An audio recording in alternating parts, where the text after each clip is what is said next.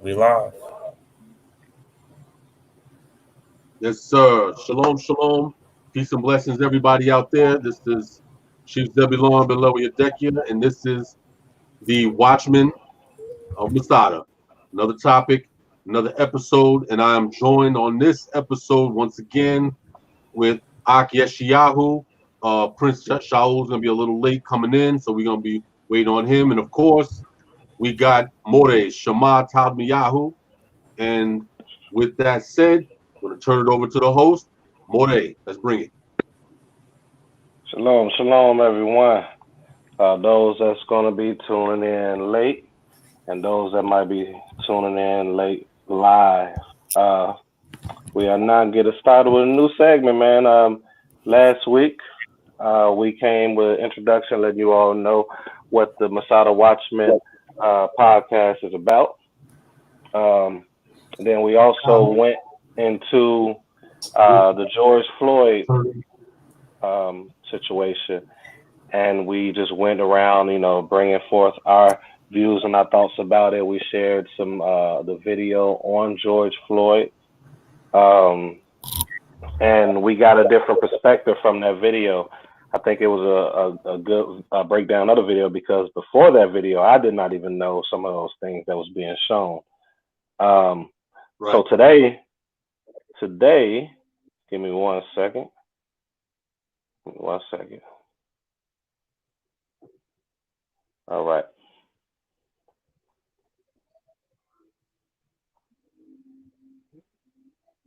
Okay. I'm trying to, Chief Zeb, if you can, are you able to give us the title of the show today? Okay, we have the title listed as the Masada Watchmen, Genuine Social Change or Angry for the Moment. So Angry for the Moment. So I love that title.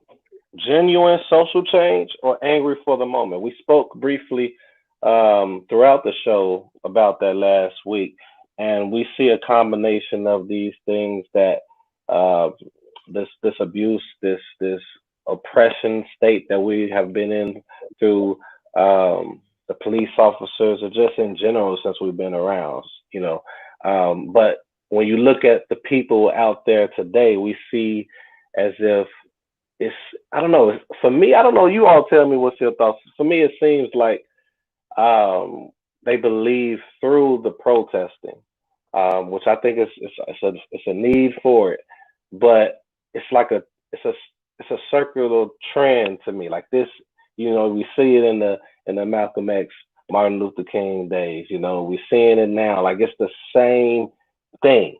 We have. I think today, in my opinion, it's not as. This is my opinion for those that are listening. It's not as important. I feel like it's just a lot of people are doing it to be a part of something, but then they going back to their regular lives. Let me read something them Chief Zeb has said, and then I'm going to pass it on to you all. This is what Chief Zeb had wrote out. He said, "Are we just talking when these events take place and then go back to our regular lives? How do we truly change it, or can it be changed at all?" I think that's an excellent question, because with change, you normally don't see it as active as it was before the change, right? But we're continuing to see this over and over with the so-called black man, more specifically, but black man and woman. What's your all's thoughts on that? All right. Can y'all hear me? Sorry, hopefully I ain't cut in. But the same way what you just said, Moret. I'm low key tired. I look at it like this. I use the term having amnesia, and how quickly our people forget. You know, over the past, we can say 10 years. I might be going back. Let's cut that number down in half. the past 5 years, not definitely 10, but we can say within the past 5 years, we have seen this onslaught of brutality, whether it been racism or policing or, just hatred or acting out hatred without anyone being checked on it. And we go through this series of protests, march, outrage, and then, like I said on the last show, we get rocked away. Get somebody sing us the lullaby. We sit on a few bridges. We block off a few streets, and then it's kind of like, oh, hey, you guys, chill out, and then we kind of just slumber off back to sleep. I use the expression, they have awakened a sleeping giant, but it seems like the giant wakes up, causes a little ruckus, then takes a nap again. And I'm at a point now where it's like we have amnesia. We quickly forget about what we were protesting. We forget about the nature of the protest, the whys, the what next, the where do we go from here to, okay, we're satisfied, our voices were heard, and Right. Oh, it's cool. But it's not cool, because then again we get 2-3 months ahead, and then the same thing happens again, and then it's back to let's march, let's cause a little ruckus, let's wake the sleeping giant up again. Right. But dang, this giant is one napping behind person or entity. Like, dang, can the giant stay awake? I know that ain't proper English, but when will the giant stop going to sleep? Because we're at a point now where it's just a continuation of the last thing. And then we get some celebrities, and I know we're going to get into this a little later in the show, but we get celebrities to go ahead and make their piece, say their statements, and then it's back to, hey, what's trending topics? Hey, what's going on out there in the world? Hey, what actor is sleeping with this actress? And I'm not saying, that stuff ain't entertaining, and there isn't this proper compartment for this place. But if we want social change, we have to be the social change. And that's what I feel like we're not being. And I could be in a fishbowl, as Chief says. You know what I mean? I could not be seeing the full picture here. And if I'm not, that's why we have these platforms to bring those things focused. What I will say is the things that I do like is the fact that I see now people posting. I'm in a whole group, I'm in here in New Jersey, New York area. I'm in a whole group where there's nothing but people posting lists of Black-owned businesses, whether it's where you buy your soaps, or it's politicians that are trying to make a change, or it's, hey, these are food or eateries that you can go to, or hey, you need a babysitting service, here we go. Here's the Black-owned daycares, which, is good. I like that. But, I'm glad that people in my area are doing that. But is it going to stop there? Do we go ahead and say, hey, well, Walmart got this set? No offense to Walmart. Maybe one day they'll send us some bread. I'm just joking. But that's what I want to know. And I think this show was going to kind of discuss that. Shalom, shalom. Shalom, shalom, my king. All right. And I yield there and let Shalom. everybody else speak. Okay. And I think the point that you made earlier, as far as, it's like, it's almost like a sleeping giant, the sleeping giant dichotomy, because on one end, it's like, hey, we should rouse up, go out, do something. It's almost like the Genesis 49 about Judah. Whatever lion, he's crouching, getting ready to pounce on something, and then it becomes a sleeping lion. Who's gonna rouse him up? But I think part of the problem, and we spoke on this in the previous show. Part of the problem is that much of what we learned about protesting, about causing a ruckus, agitating, as Frederick Douglass would call it, what we learned from those who came before us 40, 50, 60, 70 years ago, we did not take it further. See, in the 1950s and 60s, so-called African Americans raising up and saying, hey, we're going to freaking march on Washington, and we're going to go march on this. It was unheard of at that point. White folks was like, what? They're going to march on what?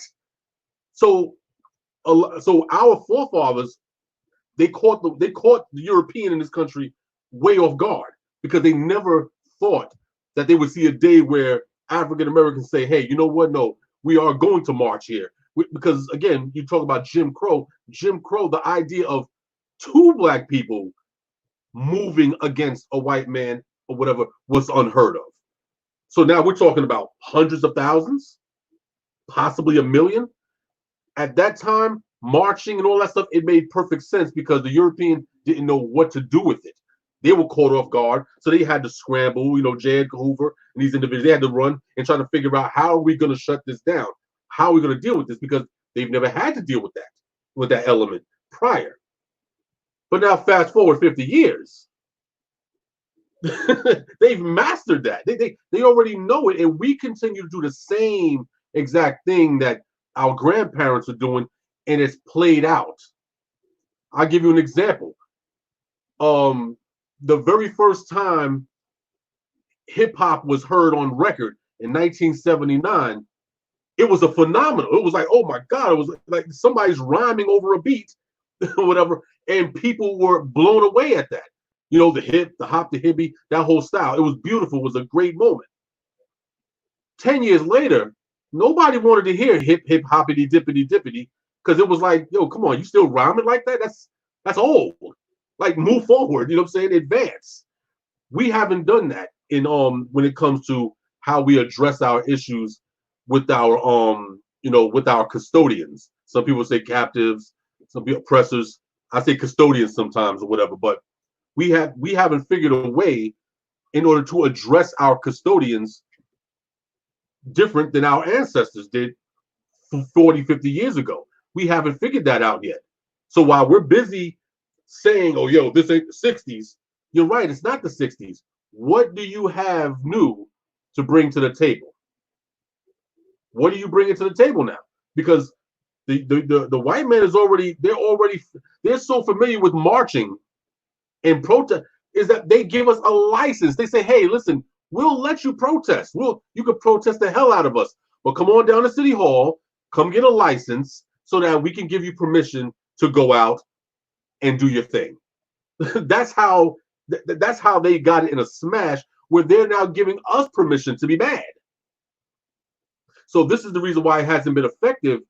Like you said, Aki, in the last 5 years, 10 years, it's like it's not effective anymore, because they're basically waiting for us to do the same things that we always do. And that is, okay, they're going to get mad. They're going to march. They're going to riot. They're going to loot a couple stores. They're going to get on social media. They're going to talk about it for a little while, and then give it a week or two, and they'll be on to the very next issue, and all of the anger dies down. So what are you going to do? That's what we're faced with right now. Aki Shaul. Kane. No, I think you made a great play. It's my turn. You rocking with that? Bro. Hold on. Real quick. Hold on. All right, so while he getting that situated, those are some excellent points, man. Excellent points brought out, and it kind of leads into, we left off at the Juneteenth on the last episode. With that being said, I have a question. I think I asked this on the last episode, and this might be a question that might not be some would think is irrelevant, but I don't think so. Like, what do you think? Do you think, like, say after all of this that's happening, do you think that if we were to, first off, I want to say this though. I do want to say this before I ask this question. I have noticed this year, I guess, dealing with everything that's been going on with George Floyd and others, and the things for partaking with the children being I'm hearing being murdered. Is I think it was 3 weeks later. I forgot his name though. The other gentleman got was tussling with the police officers and he got murdered. Um, I heard probably that weekend also we brought up on the last show, two individuals being found being hung on a tree. I noticed that on social media it's not a lot of men bashing with the Father's Day thing too. I don't know if that's relevant or not, but I know I have not been seeing that. Um, I don't know if all of those things that I mentioned had anything to do with that, but I haven't saw not one. Another thing I wanted to bring out was, do you think, before we get into the segments, do you think that these very people that are also, I saw a large number of people celebrating Juneteenth. By the way, that's what we're going into the first segment. Matter of fact, but do you think that these same individuals are going to participate in July 4th? What do you all think about that? Yeah, man. It's Yeah. funny enough. I was just having this conversation with a good friend of mine, and to that very sentiment, 'cause it's weird. Because it's like we're now moving into a different headspace, and we know the cliche thing about the fourth, uh, us as a people talking about dark melanin, aka black folk, aka so-called Afro Americans.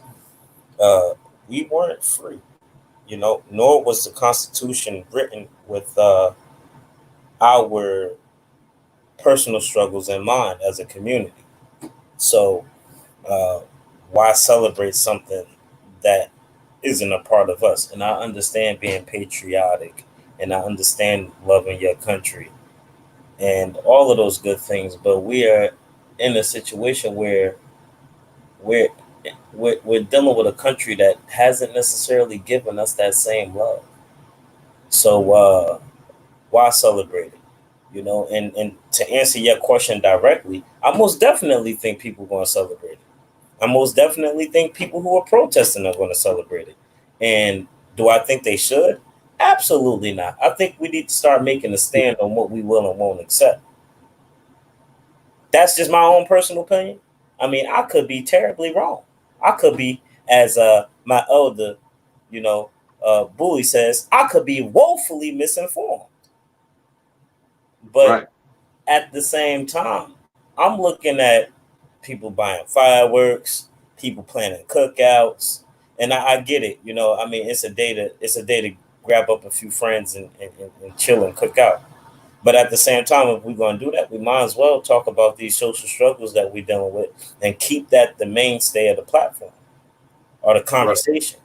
And if we not, then what we doing it for? You know what I mean? That's my question. I want each and every last person, and even if you're not, I guess you can say a part of that heritage. You don't consider yourself Afro American, Black, you know, or whatever have you, whatever subcategory, other than American. You don't consider yourself any of those other compartments. You know, if you stand for us, then why do that anyway? I look at us and say, our culture, our identity is as they say, the biggest profiting group. We pay the most money. We give the most money to this country. We're the highest spenders, but yet we have the most issues. And I mean, we could go into the curses and we could go on a biblical tip, but while we're keeping this here on a surface level, why would we do that? You know what I mean? But Yeah. that's my point.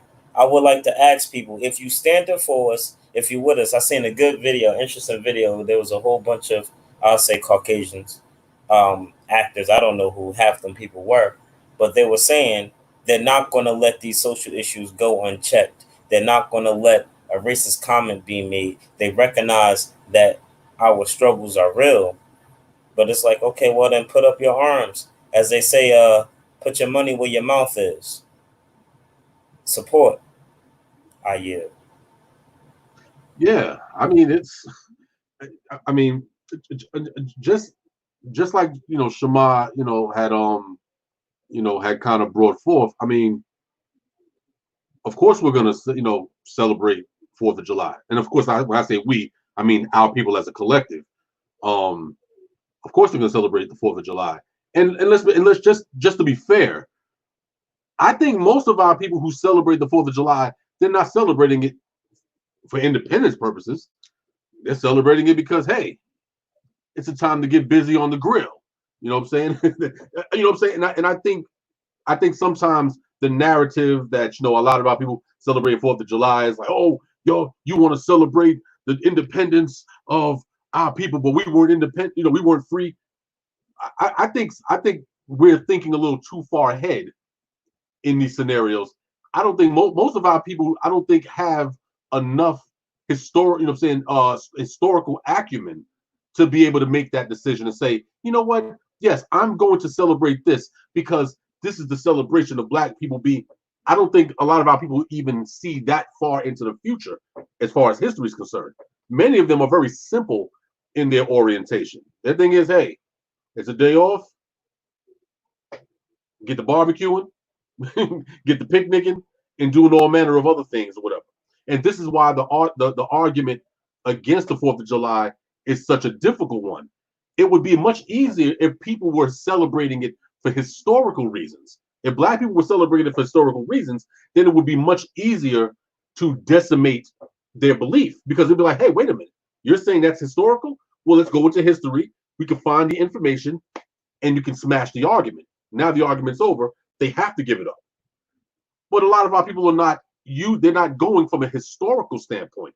It's all about tradition. It's all about, hey, listen, I don't know about all that history and stuff like that. All I know is my mama did it. My grandmama and granddaddy, they did it, and their parents did it, and so on and so forth. And so it becomes more of, a celebration out of almost tradition, a family tradition, even though it's not our tradition, but it's a family tradition, like Sunday dinner at Big Mama's, like the movie Soul Food. There's no point. It's like, okay, what is the point of it? Because we can eat on any day. We can eat Saturday. But it's the tradition. And one thing we know about traditions are very difficult to break when they are constantly reinforced. So when you look on television and you see all of the commercials, every commercial you see, 4th of July weekend, fireworks, 4th of July, independence, so on and so forth. It's constantly being pushed. And when you push it that often and with that amount of vociferous push, it's going to be reinforced.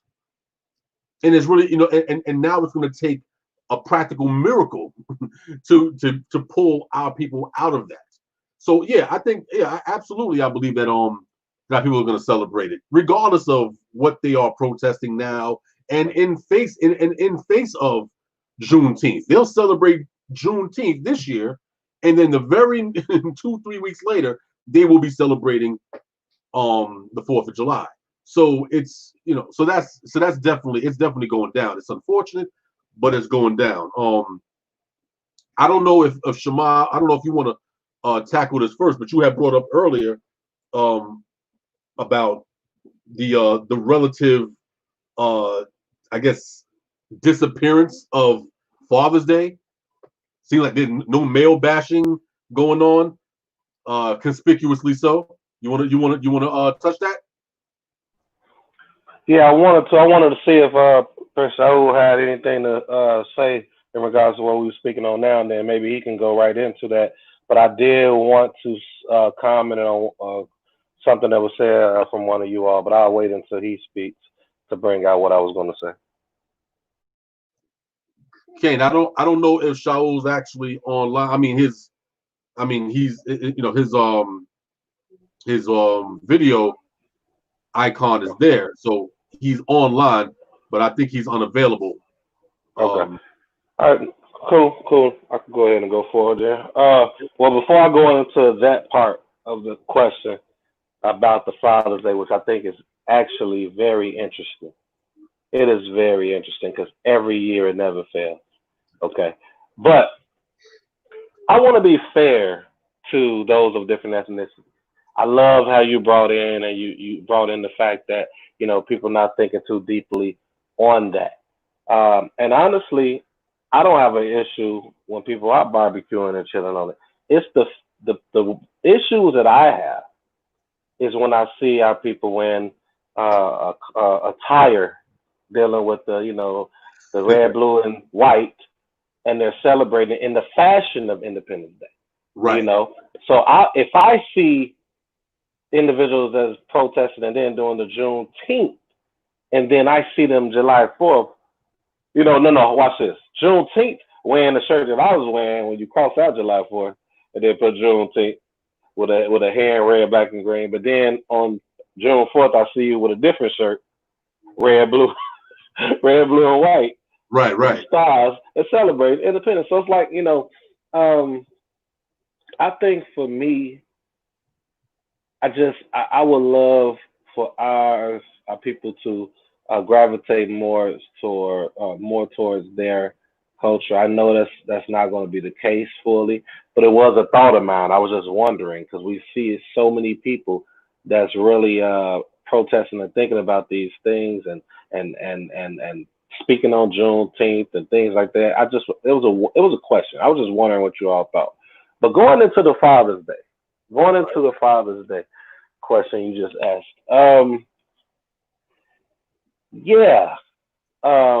This was I haven't seen anything. I don't know if you all did because we usually see the man versus woman war, especially on this day. We see a lot of women, especially single women, whether they are single due to the men being no good or whether they are single to them being no good. We see a lot of bashing, and I haven't seen that at all. And when I say this isn't to put a wedge in between the man and woman because anybody that knows me, I'm an advocate, and what I want to do is bring man and woman together to stop this war that we have between each other, especially the social media war. So that's why I was able to look at this and be like, wait a minute, I have not noticed it anywhere. Have you all seen any of the normal annual Father's Day man bashing? Not at all. Oh yeah, go ahead. I'm sorry, Chief. Did you want to go first? Okay, so this might be something we getting into a little bit later on in the show too. Not necessarily short, but absolutely I have.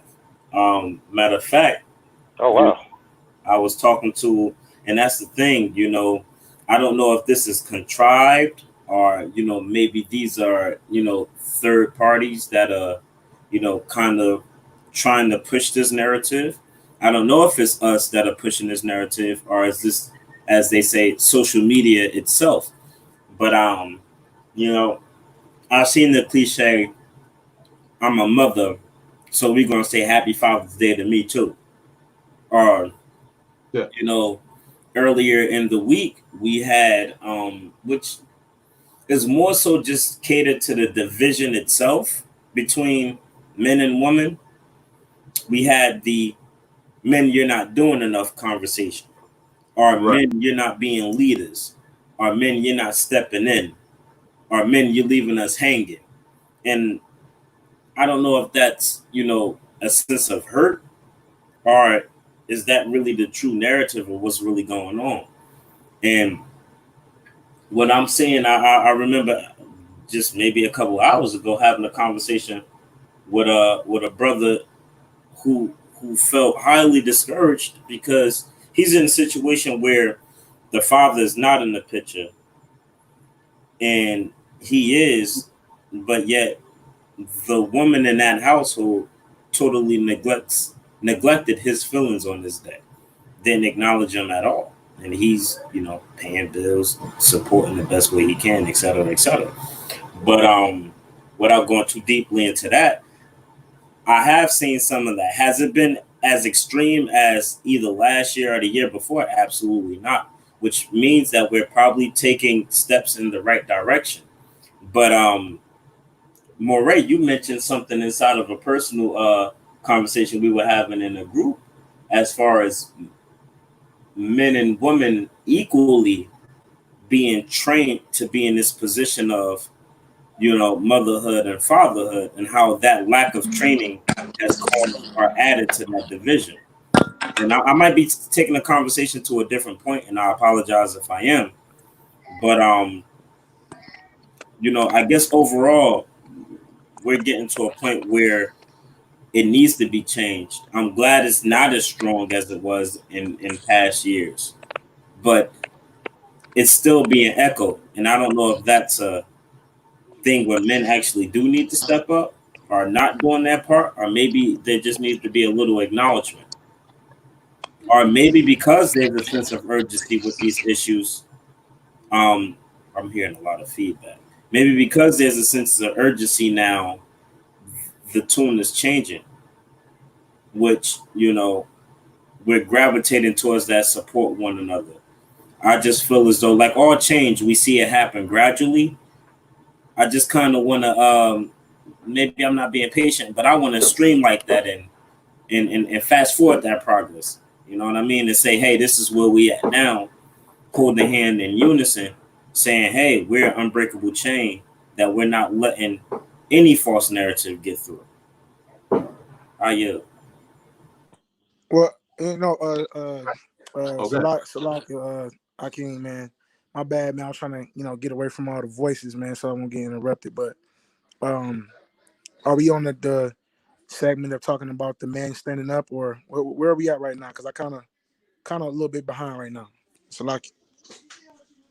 Well, where we're at right now is not on the segment portion. I mean, it's going into it because that's coming up next. But we were speaking on the fact that I haven't and Chief Zeb haven't really been seeing a lot of the men bashing Father's Day, because today is Father's Day for people who Yeah. celebrate it. I haven't seen it a lot or often at all.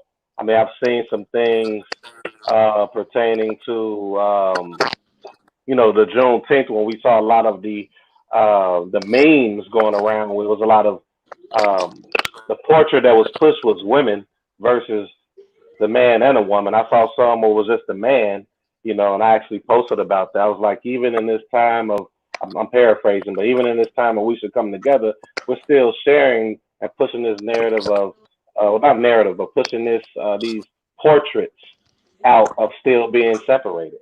So the question that I'm speaking on now, and yes, Yahoo said he has been Kane. seeing that.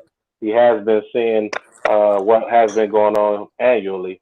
So that's why I was like, wow, that was interesting. I haven't, but it's still, we see that it's still relevant or prevalent right now. So we was asking you as well, have you been seeing that annual Father's Day men bashing or taken away from the Father's Day this on this year? Kane. No, I haven't seen too much of anything this year in terms of that, because I haven't been that present on social media. Um, but in the past, yes, going back from last year and beyond, I have seen man bashing Father's Day thing. I mean, I grew up uh, around people who, you know, basically did the Father's Day bashing thing. You know, fathers never, you know, the men and the fathers, you know, brothers who are fathers have really never gotten respect as much as the mothers, especially on Mother's Day. So, nah, but just to answer the question directly, no, I have not seen anything in particular this year, only because I've been disconnected from social media and not present as much. So, Okay, appreciate that, man. So going into the next question, I love that it's kind of going right into the, I guess you could say the first or second segment. So we spoke on the Juneteenth. Now we're going into the women and the men kind of standing up for each other, and I kind of brought that too, even in play. It's funny how the Father's Day came into everything that's going on with the George Floyd and the gentleman. I cannot think of his name right now, who was just murdered by the two cops that he was wrestling out in Atlanta. I think it was. Um, um, do you think that a lot of these things that's transpiring has to do with the men and the women um, not standing up for one another, like the outside ethnicities that's in charge as far as power is concerned? Do they, you know how a dog can sense when you're fearing? Animals can sense those type of fearing elements that we put or we portray on them when we're around them. Do you think that the other ethnicities or the power to be can sense that since we're not united, man and woman, that they can easily break us because they already have the women, I say, against the men? Do you see that? Do you think if we were more united, we would be looked at more as a threat than we are now? Because I don't believe we're really looked at as a threat as they say that we are. When they say they fear for their life, they're scared. I don't sense that. I understand that narrative that they're trying to push, but I feel this is just me answering my own question. I feel that if we were this threat, that it wouldn't be as easy to just go out there and kill them because if we was united, if we had communities that was united, men and women together and backing each other up, I don't see that happening. What do you all think? Do you think that that plays a part on the things that we're saying today? Uh, I I I, I believe so. What I would say about that um is that I think that whole threat situation is a narrative. A lot of us in this walk use that. Oh, we're a threat. We're a threat. I believe a community or a nation is a threat when they have three things, and they gotta have they gotta have these three things. And this is my opinion on it. One is unity, which we do not have. Two is a military, which we do not have. And I would add four to that, but the fourth one is basically a combination of all three. And then the third is monetary and political power. And the fourth I would add is basically a country, or a dwelling place where we can house and fund all those three things, or whatever the case is. Um, and we don't have it. And so I know people, I think sometimes we say stuff like that because we want to feel like we important, but really when you at the bottom of the totem pole, nobody has to see you as a threat. It's just all game. It's like hunting. When you hunt, you hunt for fun, and it really don't matter. They not thinking about you in terms of, oh man, he could take my kingdom down or nothing like that. It's just game. You know what I mean? Fair game to them from their perspective. But that's my 2 cents on it. That was some good points right there. Yes, Yahoo.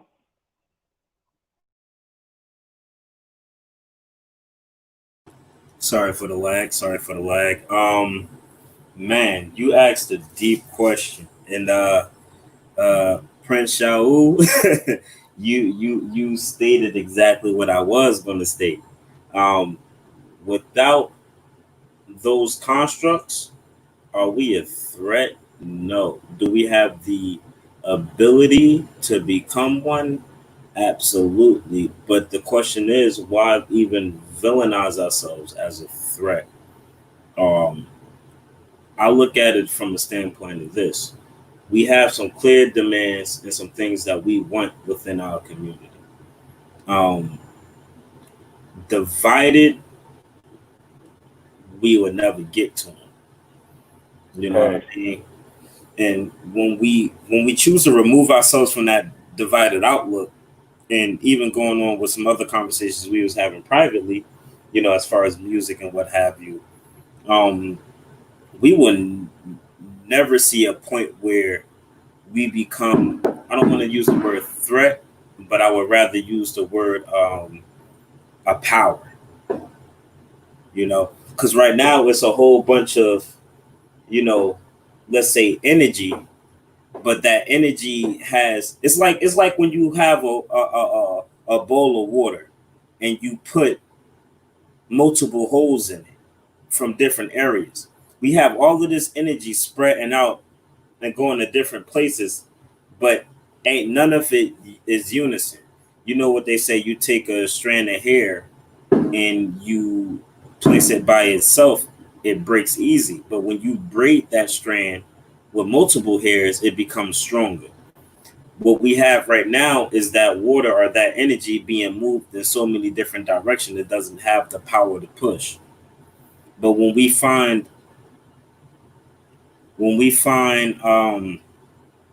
that that focal point and we push all that water into that one hole, then we can move mountains. And I think that's what's missing. So when you say, are we a threat?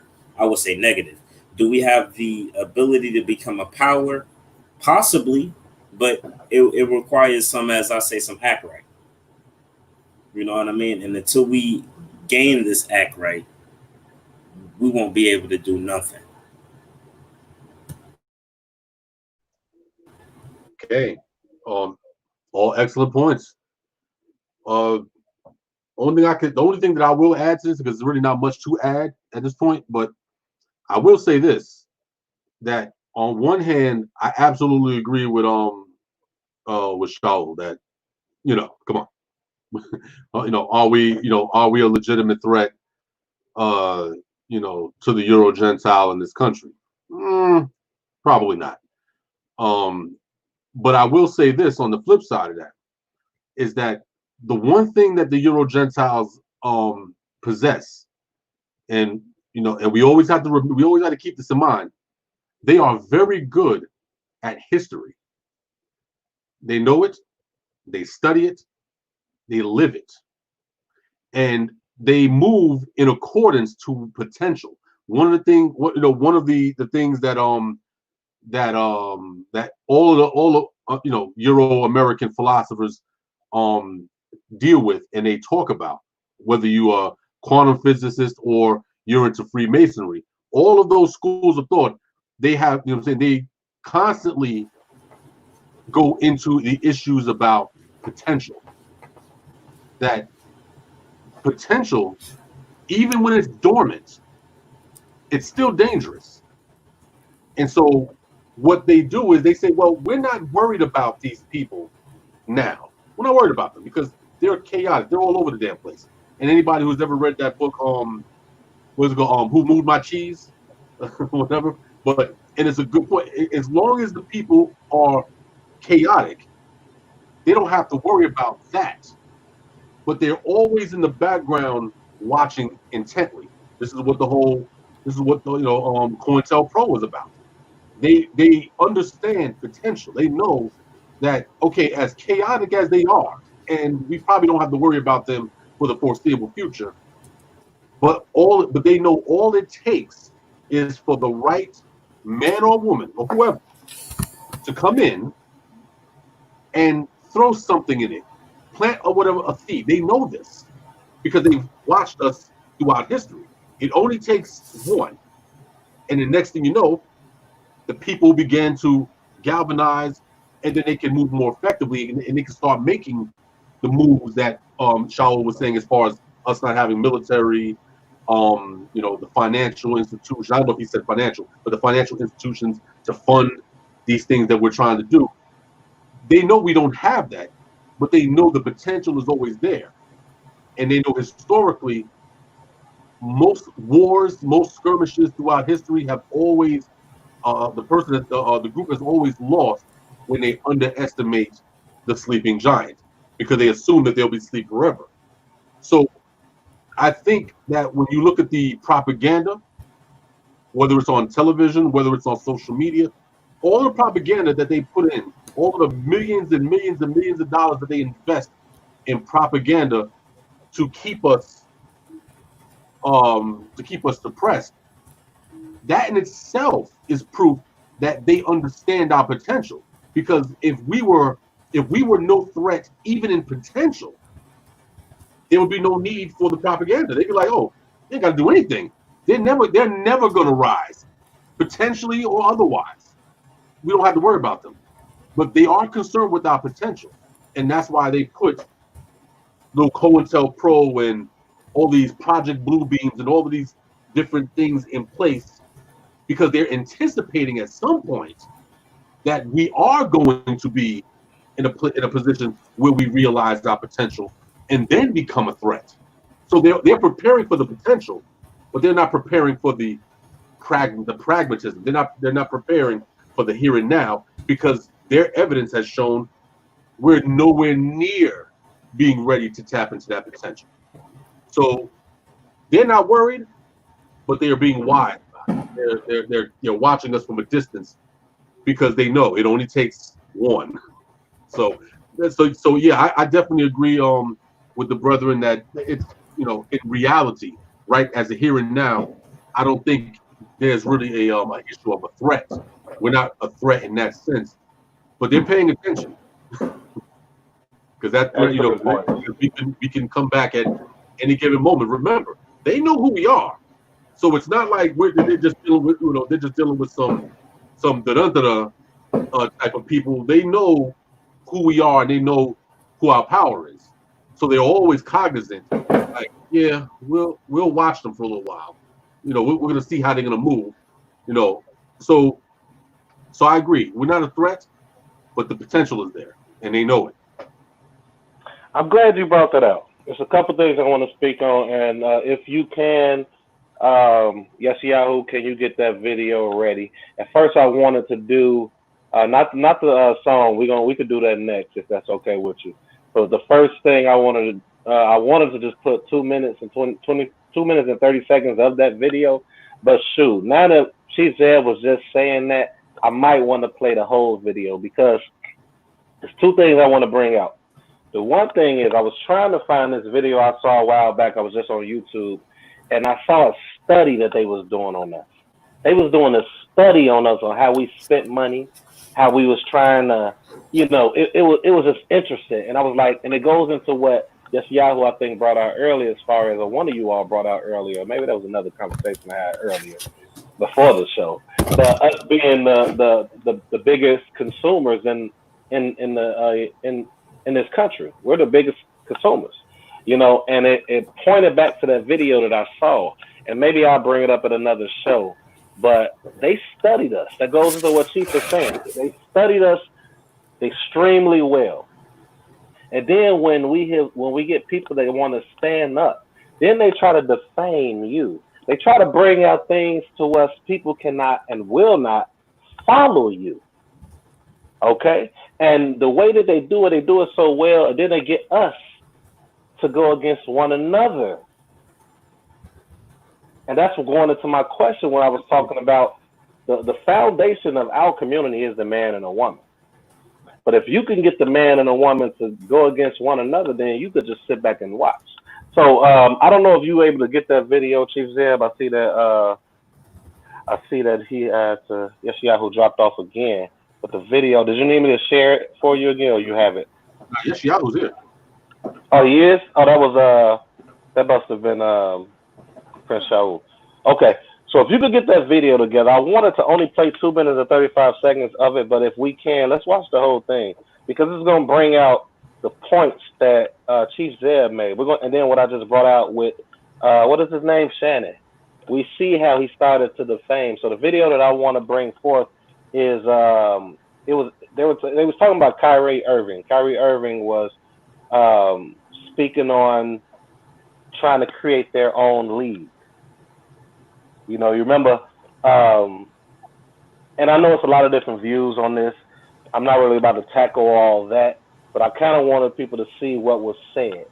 I kind of wanted people to see how they was trying to bring up points to detour you away from what he was bringing out as far as how it can benefit us. But they started talking about Kyrie. So I thought it was interesting. I thought this video would be pretty cool for us to speak on. Let me know what y'all think. Okay, absolutely. Is Yeshayahu pulling it up, or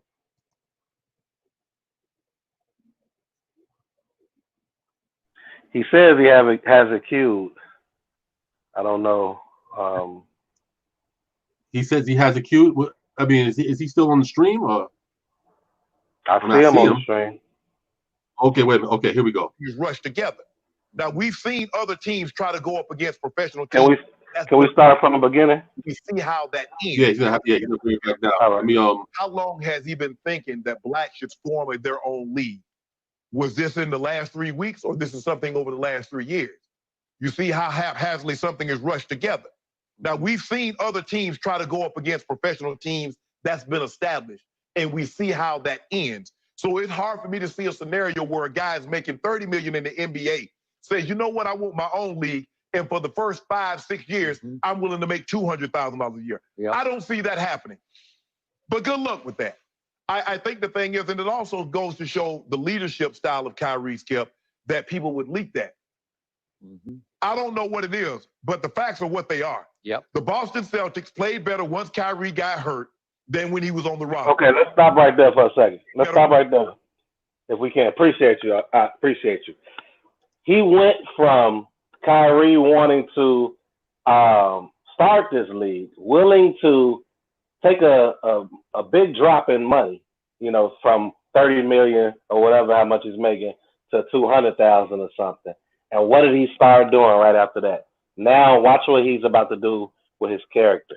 Now, I haven't been able to watch basketball in a while, but I just want you all to see kind of how they are doing. They're trying to, when it comes to, we see a so-called black man trying to do something and bring it to us and allow us to start our own economic, I guess you can say, system, to where we're funding one another and we're paying one another and we're bringing it back to our community.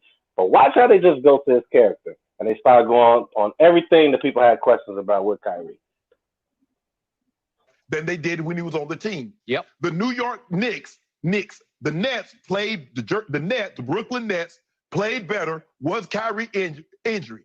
That's facts, Skip. I don't really know any way other else around that. People automatically assume, Skip, if you're a great player, that makes you a great leader. And that is the furthest thing from the truth. Agreed. Some of the best leaders are not the best players. Now, you would like that to happen. You would like for your best player to be one of your leaders, but that's not always the case. So for me, I don't believe the information should have been leaked. You know, don't leak the information. If you think it, just tell him, Kyrie, man, look, I understand that Black Lives Matter. I think this situation is very important for all of us, and it seems to have impacted you like it has a lot of us. But let's stick to the issue at hand. Now is not the time to be thinking about forming your own league. Yep. Now is about time, okay, how can we maximize the pressure on the NBA, play while asking the NBA to invest in our community, to ask their sponsors. Pause right there for me real quick. Pause there. Now watch this. What he's saying, it has some I guess you could say value to it. What he's trying to say is, okay, don't be focusing on trying to, you know, start your own thing, which I think is a motive behind that. But let the NBA put pressure on the NBA to allow your voice to be heard and for you all to do things for your community, which does what? It puts the so-called white man for us still reaching out to them, for us allowing them to be the ones that say that we did for you. And you got Shannon, who I don't know if it's a motive, if he's being told to say this, or if he's just blind at the fact. You know, so I wanted to paint that picture. I know what he's trying to say, and some may agree with what he's trying to say. But if we keep going that route, which I think Kyrie Irving is seeing, we're always going to be in this predicament. If we pull away from giving them our money, remember I said we're the biggest consumers in the United States. They need us. The NBA is filled with 80% of the NBA is so-called black people, y'all. Probably more than 80%. If Kyrie can get those people to leave, which they're not, But do you know what would happen to the NBA? So that's what they're doing right now. What you say, Chief? That's right. That's right. Let's go ahead and continue listening if it's okay with you all. And what we see is systemic and institutional racism. How do we do that? That's what let's not focus on starting a league, because Skip, remember, too many things, just the Christmas list. A child, I want Santa to bring me 50 things, and the parents say, well, wait a minute. What are the 3 or 4 most important things that you want? And let's go from there. So I want to state up front, I have still huge respect for Kyrie's brain power and his clutch scoring power. He's a gifted young man, both physically and mentally. But to your point, he was not born with that leadership gene that some people have and some don't. He does not have it. And I was with him. I told you. Go ahead, pause that for me. This is the last time I'm going to have y'all pause. I promise this is the last time. I just have to point this out for the listeners. Do you see what that study's saying? He doesn't have that leader gene. They're trying to get, what does a leader have? Followers, correct? If they take away or paint this picture of him not being a leader and they keep banging it in your head, guess what's going to happen? He's going to remove people that might have been like, he got a point. Kyrie Irving has a point. But if so many people are saying this about him and you have some weak-minded people, I ain't calling them weak-minded. That's a bad term to say. Forgive me. But people that are easily influenced, I guess you could say, they won't go that route because now in their mind, since it's been conditioned, he is not a leader. And that I'm gonna let the rest of the video play, and then after that, if you brothers want to go ahead and speak on it, please do. He was headed. He tried to take over the reins of this new coalition. Black Lives Matter right now more than going to Orlando and trying to win a sprint to the finish NBA championship. Let's not do it. Obviously, he looked a little hypocritical because, wait a second, you're not going anyway. Right. You're already out. Right. You're coming off surgery, and your best friend and your co-star is clearly out coming off Achilles surgery, talking about Kevin Durant. It's like, Skip, let's don't eat at that restaurant where you don't like anything on the menu. So I like what's on the menu. So why? Because you don't. Okay. And I believe he was trying to challenge LeBron's authority in his preeminent position in this league, regarded as the #1 activist in all of sports. And Kyrie said, watch what I can activate here. Right. But he didn't have a plan that he could articulate. And all of a sudden, the quietest Laker comes out of left field, and all of a sudden, Avery Bradley takes over as the voice of the coalition, and he starts making sense to me. Right. He was eloquent. He listed what he would like to see happen. I want to see the NBA do more business with black vendors. Yeah. I want to see the NBA hire more black men in charge of decision making. Right. GMs with real power. Right. There are only 4 right now. Okay, at least that's tangible. Right. You thought it through. You're Right. not saying let's go start another league, which is it's just unrealistic because it's just too complicated. Right. Kyrie has no idea what he's really talking about there. And it's like you're just spilling out your raw anger. Correct. That's unhinged and it's directionless. Right. Right? It's goalless. And it made Kyrie look pretty bad. Right. And then Kendrick Perkins piled on. I think it's almost like LeBron had commissioned him to. That's my 2 cents on this, but it made Kyrie look even worse because Kendrick just condemned him as a bird brain who has become a distraction for the whole league. Right. Because obviously a majority player, they already voted unanimously. Every player rep had already voted. We're going to the bubble in Orlando. And Kyrie's is a player rep, Skip. He's the vice president. Yeah. He's the vice president of one organization, but he's thinking about forming another organization against the organization. That's what he was doing, what he was trying to do. And yet I gained far more respect for Avery Bradley, whom I never focused on. He's averaged 12 points a game in his career. He's a really good high school. He's the Gatorade National Player of the Year at that Finley Prep in Las Vegas. Right. Then he went to Texas, and he's been pretty good. He's made a couple of all defensive teams. Right. But doesn't say a whole lot until now, and he's saying a whole lot. And I love what he's saying, and I respect what he's saying. But the point is, Kyrie has lost too much credibility already. You made the points about, okay, left LeBron, and I applauded that. And he, through a source close to him, I told you, he thought LeBron was too stat conscious at the sacrifice of winning. You know, like it was more about stat stuffing than winning championships for LeBron when Kyrie was the co-star. Right. So he says, okay, I want my own team. I'm going to the Celtics, and you know the rest of the story. Right. He quickly alienated not just one or two, he alienated the entire team. Right. And then he goes to New Jersey, and he starts right in again, and he starts throwing them under the bus. Mm-hmm. They're not good enough. We need more help. Okay, so you're doing it twice, and now we look back at your history, and you said the earth is flat, and you said you believe in UFOs, you believe in the Illuminati, and you believe in conspiracy theories concerning the assassination of JFK and the attempted assassination of Bob Marley.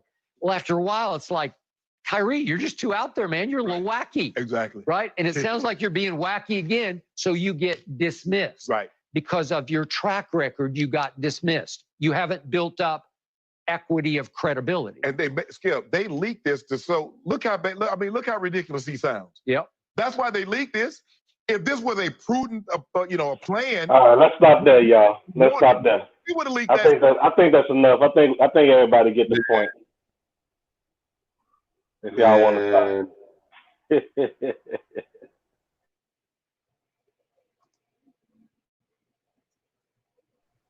So, what did y'all think of that? Did you see and hear what I was saying? How they went totally off? The fact of wanting to create this league and starting to tarnish his name due to his beliefs and things like that. They also said that he wasn't a leader, but yet he's a vice president of this organization. What's your take on that, Chief? I see that. There they go. They're coming back. Yeah. Nah, I mean, the issue is obvious. I mean, it takes me back to a few examples historically. I'll bring up one of the more recent ones in the past 50 years. We don't have to go back further than that, but just in 50 years, the same thing happened in about 1964, 1965. There was a young man in Chicago sitting in a congregation listening to elders go in and break down, Deuteronomy 28 and the prophecies and things of that nature, giving an excellent Shabbat teaching. And they were talking about how,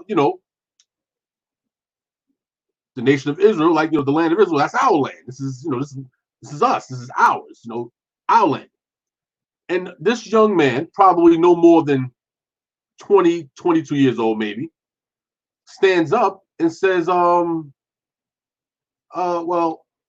if this land is ours, why not go back and live there if it's ours? And the elders did not know how to respond to that because no one had ever actually suggested it. Right. They basically dismissed the young brother. Fast forward a couple years, this young brother named Ben Carter, who eventually became Ben Ami Ben Israel. Okay. He said, no, okay, you guys are trying to shut me down because this is something, because you're afraid of what's going to happen if we do go back to the land, because then we won't have to complain anymore. Because as long as we're here, we can complain and complain. The white man this, the white man that, yada yada yada yada, over and over and over and over and over. We can do all of that. But if we leave, if we remove ourselves from the oppression, problem solved. And that was dangerous talk among Israel at that time. Leaving, leaving America and going whatever, that was dangerous talk. And we've seen scenarios like this play out over and over and over again. What Shannon and Skip Bayless is talking about, the reason why they had to shut Kyrie down there. Listen, and maybe Kyrie is not the most eloquent speaker. Maybe he didn't have all of his ideas all orderly and unified so that he could push it forward coherently. Maybe that was the case. Fine, whatever. But are we going to ignore what Kyrie is suggesting? Because what he is suggesting solves all of the problems. Because if we're in the NBA and we're tired of the constant oppression and all of these issues that we keep talking about year after year after year, apparently Kyrie sat down in his little, unintelligent mind, as he has, and said, maybe if all of us multi-millionaire players, all those players who make 20, 30, $40 million a year, if we were to all pool our resources, let's say invest $1 million, $2 million out of our pockets, then you get 300, 400 players, or even 100 or whatever players, just 100 to give that. Now you go and you establish an independent Black league. And when you establish an independent Black league, you no longer have to worry about the Euro Gentiles, the white men, or whatever you want to call them. You don't have to worry about him now oppressing you.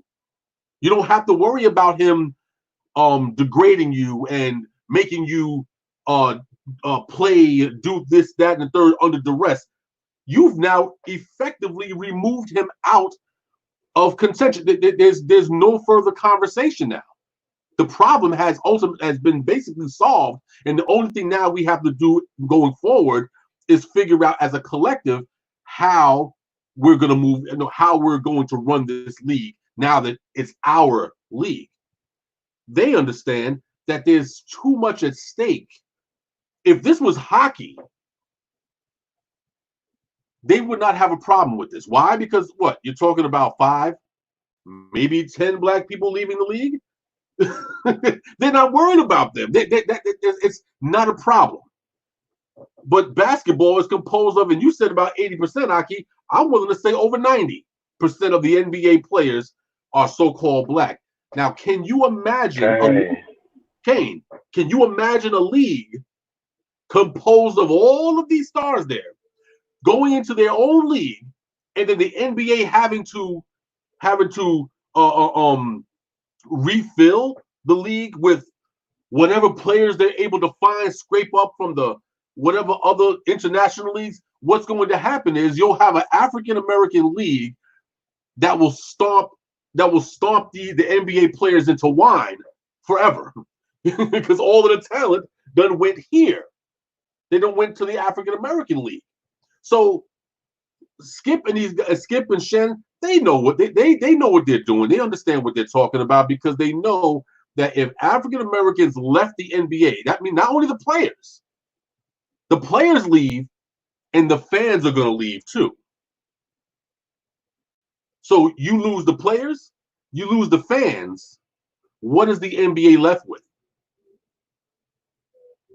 The NBA will end up being the ABA, and they're going to go off into destruction. They're going to go off into oblivion. So there's a lot at stake here. So it makes perfect sense why Shannon and Skip would come at Kyrie that way, regardless of how quote unquote unintelligent he may have sounded when he was bringing this information out. They know that is a excellent point. That's what you call taking your destiny in your own hands and saying, you know what, we're going to get off the plantation. We don't have to work here no more. If we want to work, we'll go set up our own land and our own farms. They don't want you off the plantation. And so when you start talking that type of talk, now he has to become a conspiracy theorist. Oh, his credibility is this and that third. So it's very clear what they're trying to do. And before you go on, yes, Yahoo, I want to actually put this on you for you to answer too with whatever you're about to bring forth. I want to make sure I'm letting people know this is still going with the topic, with the genuine social change or angry for the moment? Because even though we're bringing basketball in this, it's still connecting to the fact of, okay, are we going to fend for ourselves? Are we going to make our ancestors proud for what they fought for? That they want to be. I mean, some probably wanted to be integrated, but some probably wanted to segregate and do their own thing to just be free. So we see Kyrie's trying to do this. We see people are doing Juneteenth. Right. You know, are they just angry for the moment? So I wanted to throw that in there too with you, Yeshayahu. I know you're about to come forth and bring what you had, but I was just trying to, make sure people know we're still on topic. Yes, Go sir. ahead, Aki. Shalom, shalom. Okay. Thank you for just keeping our viewers aware. Man, Chief, you laid that premise down very eloquent. So I'm not gonna really push too hard. There's not much to say. I will say this though, Bring it out. and I get a little long-winded, so bear with me. There's So a difference. There's a difference, a big difference between. I said this in the private chat. There's a big difference between constructive criticism and building someone up, and being destructive. We see, for lack of a better term, wherever we stand at socially, as far as integrating or segregating or being somewhere in between there, understanding that, hey, we live in a country that's a melting pot, so we have to deal with a large, multi-diverse establishment here. But at the same time, it does not mean that you're racist or anything because you care for your own. So right. kind of laying somewhere in between there, it ain't nothing wrong with any of those standpoints, depending on where you at. I'm not here to judge.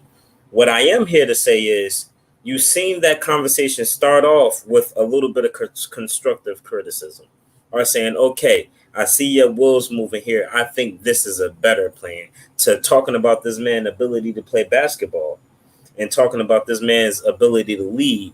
If Shaul was here, he would tell us all the time. We heard him make this statement a few times, and I don't want to take his platform away from him, but he says, all men aren't meant to be leaders in that statement, as far as in, I have to be the showrunner here. Some men can bring forth the ideal. Some men can be think tanks. We have to have people in each place to make all the pieces move. You know what I mean? You have to play your part. Maybe this is the igniter to get somebody to say, hey, well, I got a couple million over here and I got another 7 million over there. Maybe we can get some viewership, or we can buy some broadcasting time. You know what I mean? But that's another conversation. What I will say is that conversation moved from, I'm offering another ideal, to I'm a bash this man. And that's what I don't like. Because there was no need to go there.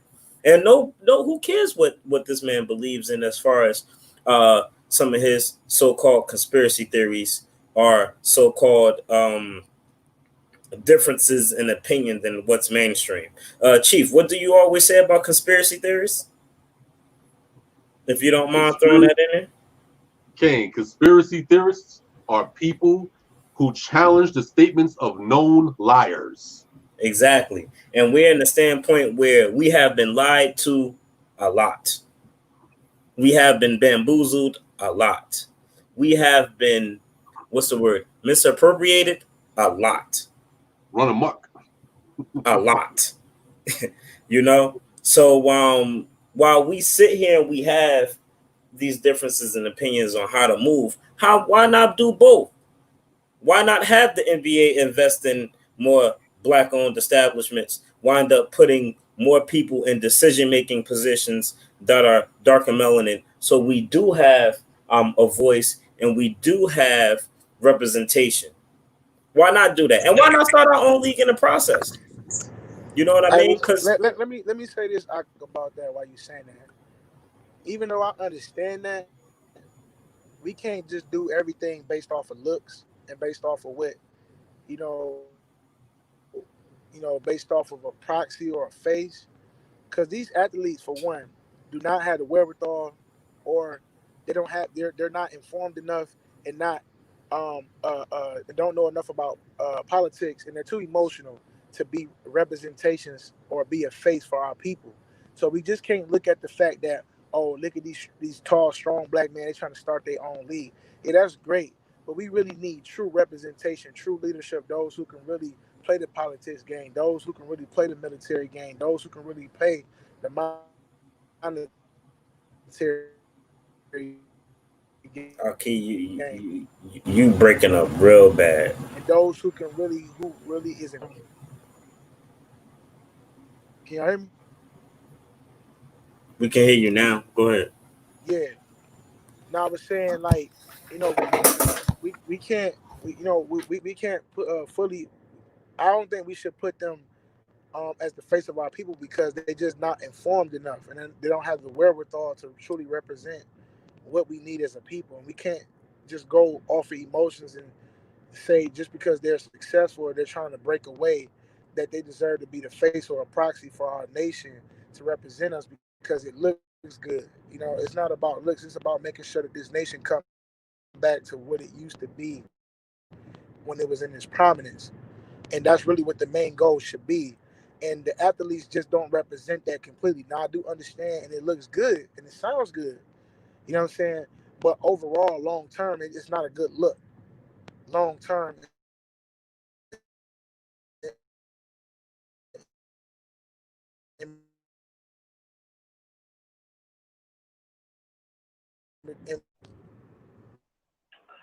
Yeah, Aki, you breaking up real bad right now. We got all the gist of what you said so far, but right now it's just like yeah, really breaking up bad yeah. at I'm, this I'm point. almost in the clear though, man. My signal be weak when I be out here in the country, man. So give me a Well, couple minutes and then we can do the J Cole thing or whatnot. can you still hear this? Can you still hear this? Can you hear us talking? Can you hear me? Hopefully you hear me. I want to say this one thing, and then I want to go ahead and go into the J Cole, and then I want to go into the Fishbowl Folly after that. But I just want to say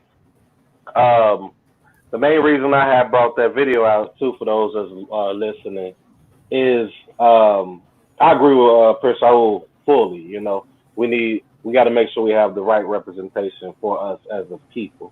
I was just bringing that out more so to show that um, when we are trying to make the moves, even though Kyrie Irving probably isn't the best representative for everyone, but the fact that he can probably get that to move, and then we can probably place those who's trying to go, like, perfect example. We have someone by the name of Amari D. Stoudemire.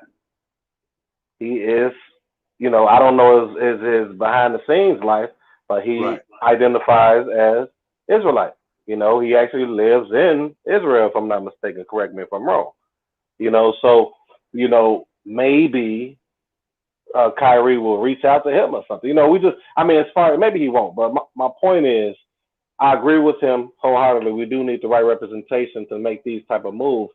But my point is more so when we are trying to make these moves, sometimes we get people to try to pull that leadership aspect out of this person that's trying to make a stand for the people. I see he dropped again. So going forward really quick, because we are winding down in time. Did you have anything before we go forward, Chief Zed? Oh, no. Hold up. Okay. I think that Yeshayahu wanted to bring something out. So if so, I'm going to go ahead and mute myself, allow him to go ahead and bring it out. Well, yeah. My point wasn't to make anyone the face of anything, but just bring levity to the point of the conversation. Where we stand now, there were, I guess you can say, two competing thoughts by two dark and melanin brothers, and I guess you could say commentary by Skip, who's a Caucasian. Which, Right. I don't want to make this thing a whole race thing. I'm staying away from that. But what I am saying, no, I mean, as if we're talking about a face,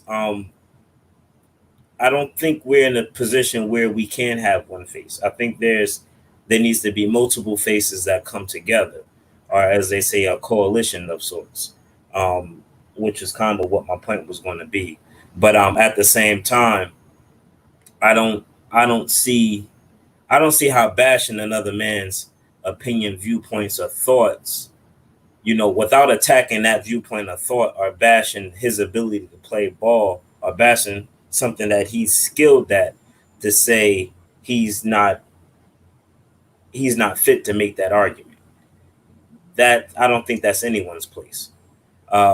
We don't know what that man does privately, but I'm going to yield at that because we have to move forward. But I would say I would challenge the audience to think about what was said, and to think about where they are at in an aspect of what is going on. Hey, let me make this. Okay, Let me. Well, before we move on, let me okay, make this last can you point mute your about mic for a Kyrie though. second? Hold on. Okay, you saying something? All right, go ahead, Al. Now I said, let me make this last point about Kyrie before we move on. Now, I know that what they said. Most people are Skip Bayless and Shannon Sharp said, most people would disagree with. But what I would say is this: we do got to understand that sports is a microcosm of war, and whenever you go to war in terms of how you're ranked and how you climb up the ranks is based off of your mentality and how you make decisions and make moves on the battlefield and in training and in different scenarios, and that determines exactly how you're going to be ranked and how you climb up those ranks. So when you're talking about sports, it's the reason why they're saying what they're saying. Kyrie does have a mentality that is fairly weak. If anybody ever watched the decisions that he has made in the media, is in regards to political views, his speech, and some of the stuff that he says in terms of leading his team, he has made a lot of very um, ignorant and ill-informed decisions and speeches in the media to denigrate his teammates when he's supposed to lead them into the battle to win games. So you got to think of it in terms of that. Now, I wouldn't necessarily 100% take their viewpoint on that. However, I would say that they do have a great point in terms of his mentality. You know what I'm saying, and how he's leading. He really, like, if you really, and I've watched Kyrie over the years, especially ever since he left Cleveland. He doesn't have the leadership quality to carry a mantle in terms, of something that big as terms, in terms of creating an entire league for people. I mean, I support him and root him, but for him to do it by himself, I don't know. You know what I'm saying? It don't look that promising. You know what I mean? I But don't that's think just he me. didn't. He didn't say he was going to do it by himself. They're painting that narrative. That Yeah, that was yeah, the I that know. was the Yeah, main I know point. they They're paint that. painting that That's true. narrative. That's true. That's true. Yeah, yeah. So I mean, we That's got to true. keep that into consideration. Like, people could say that about like they was trying to bring and compare him. And this is the last thing I'm gonna say. They was trying to compare him to LeBron, and in the same breath of what you're bringing out, we know LeBron is better as far as the leadership.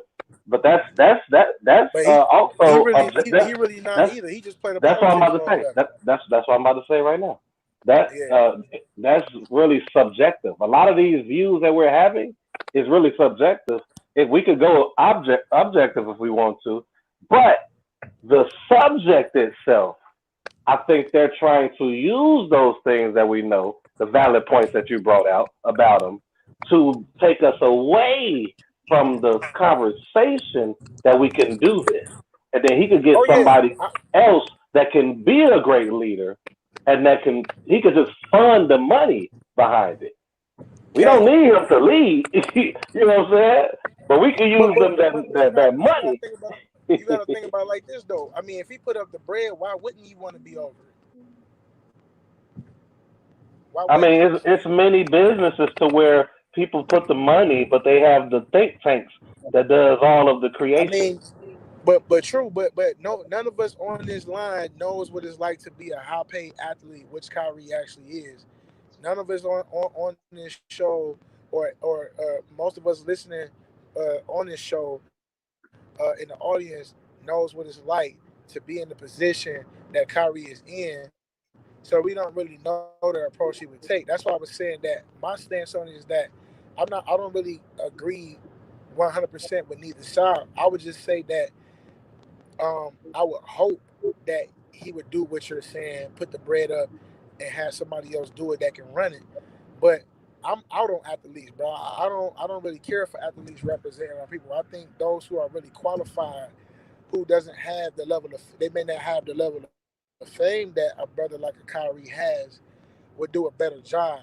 You know what I'm saying? When we could put money behind him and not, and kind of eliminate the chances of, you know, infiltration, COINTELPRO type of thing happening where, because that's what he's saying, but he don't said a lot of he don't said a lot of stuff publicly and backtracked on it. So I just don't trust it.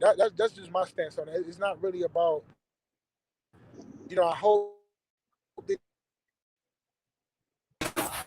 he do it. I hope that he's, that he do it the right way. If he does do it, but traded and done dirty. So that's my stance on it. Right, and I think not for nothing. I think that I think again with Skip Bayless and Shannon Sharp, I think it was a very crafty it was a very crafty interview, if you will, because they spent the whole time denigrating Kyrie's character as a man, as a person, Right. but completely skipped, and I'll use that. I'm gonna play with that term there. Completely skipped over the fact about actually starting a league. Like That's the they point were I was just like, making. oh, that's just not possible. Like they were trying to push that into the realm of impossibility, and you're like, well, wait a minute, how is that impossible when people start leagues all over the world all the time? Right. Especially when you have people with money who can do it. I'll show you on a much lower level. I'll show you an example of people who come in to try to destroy the seed. No matter if the person is not a very good planter, and I agree with Shaul. Kyrie, he's not exactly, I mean, he's no Killer Mike in the sense of being very articulate with, with presenting his platform. But a seed right there, a seed was just dropped there. And somebody should have been at least responsible to say, hey, maybe Kyrie is not the person for this, but the idea of starting an independent black league, that actually solves the problem because now you don't have to worry about your owner saying, hey, you can't stand up for justice. You can't put your black fist in the air and say this because you're on the contract. It's like, no, we're in our own league. We do what we want to do now. Somebody should have stopped them and said, oh, no. Say what you want to say about Kyrie, but that point that he brought out, that's still a viable solution to their current issue. The current issue is why does the NBA try to prevent us from taking a knee? Or when we want to do this, they're always trying to tell us that we can't. What do? You get off the plantation. You get out of that narrative, leave that narrative, and go over here and create your own. I'll show you an example of that. Look at the situation that occurred with LeBron James, with him starting his school out in Cleveland or whatever like that. Everybody was like, "Oh, he's starting the school. This is great." Oh, and they sung his praises to the high heavens. And I'm not knocking him. He does what he does. Cool. It works for him. It works. But everybody was singing his praises, saying what? Yo, look what he was able to do. Yada yada yada. This is great. Whatever.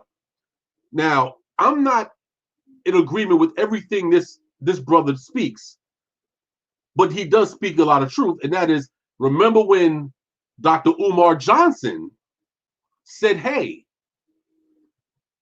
what LeBron is doing is fine, but it's still a public school. He's still going under under the auspices of the powers that be to set that school up. He's still going through them to set it up.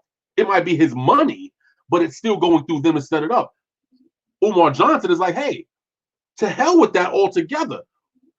complete private school. We don't have to say, we can build it and completely eliminate any dealings with the people who we feel is going to be coming into our, coming into our culture and disrupting our educational process and all of these different things.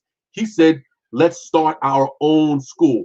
And you know what the funny thing is? I remember when it was playing out on Facebook, everybody I saw on Facebook was like saying, oh, what is he talking about starting a school? Where is he going to get the money? That's not going to work.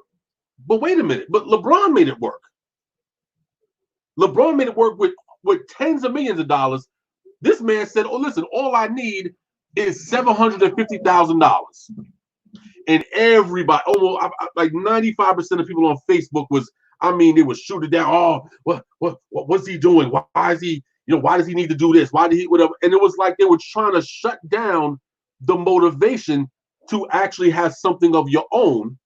But then we sit here today and we complain about, oh, my children go to school. Now we're going to have to let them get vaccinated. They're going to have to learn about homosexuality in school. They're going to have to learn this.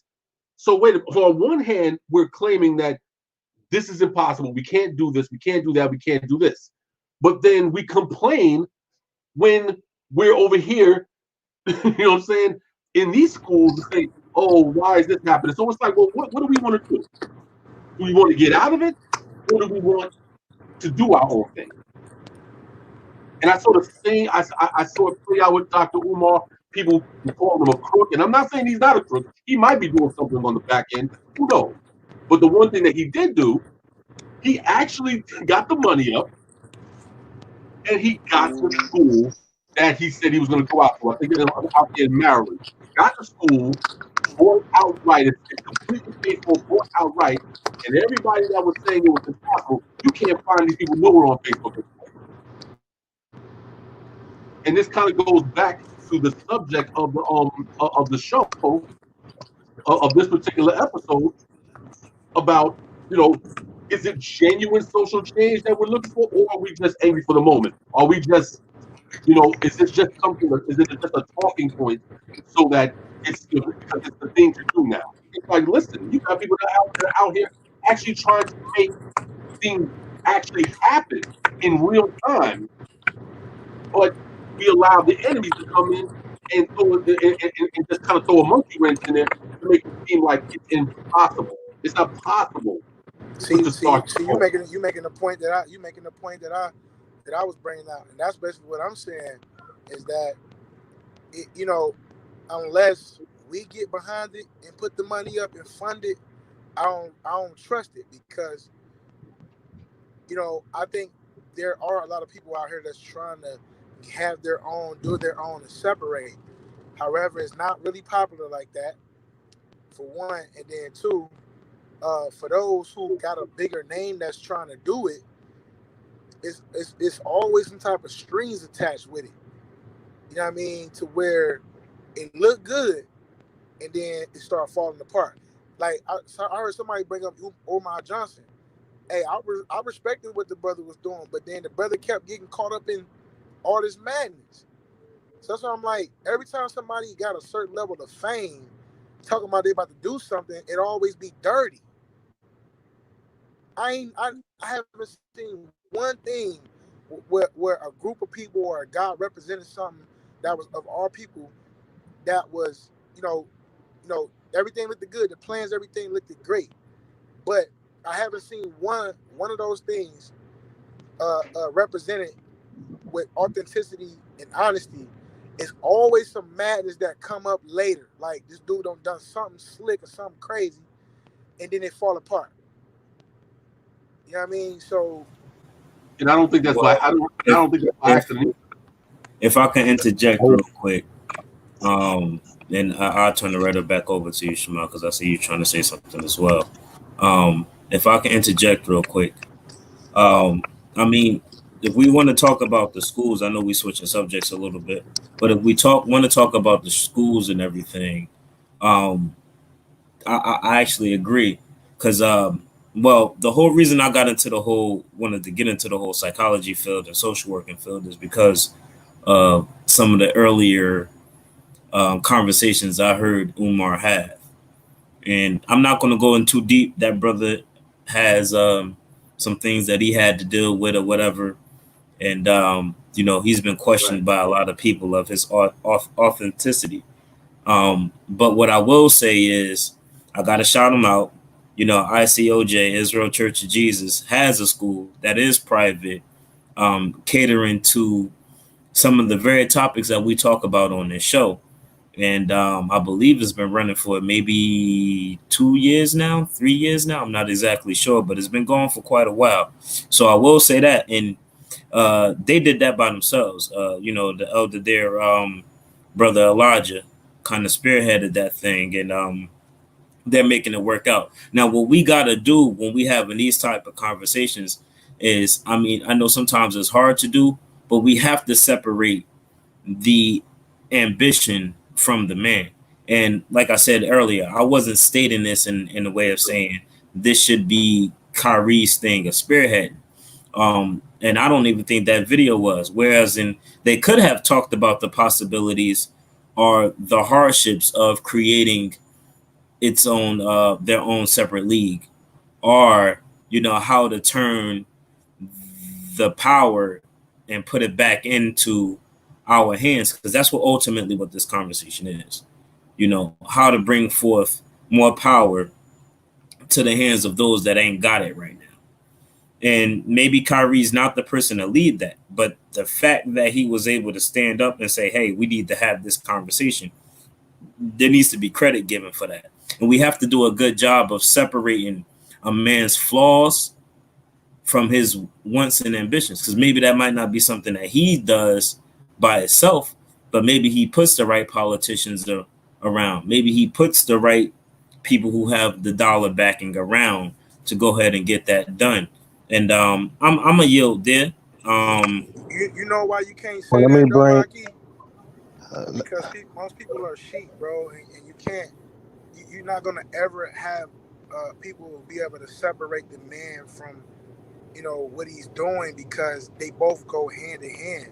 It's almost impossible. Like, we understand that, but when you're talking about a collective amount of people, bro, you ain't gonna never have that happen. And that's why you gotta have somebody that's right, that's with it, that's for it, that's in love with it, that's not gonna look stupid representing us. Because the minute they look stupid representing us, bro, the whole thing is over.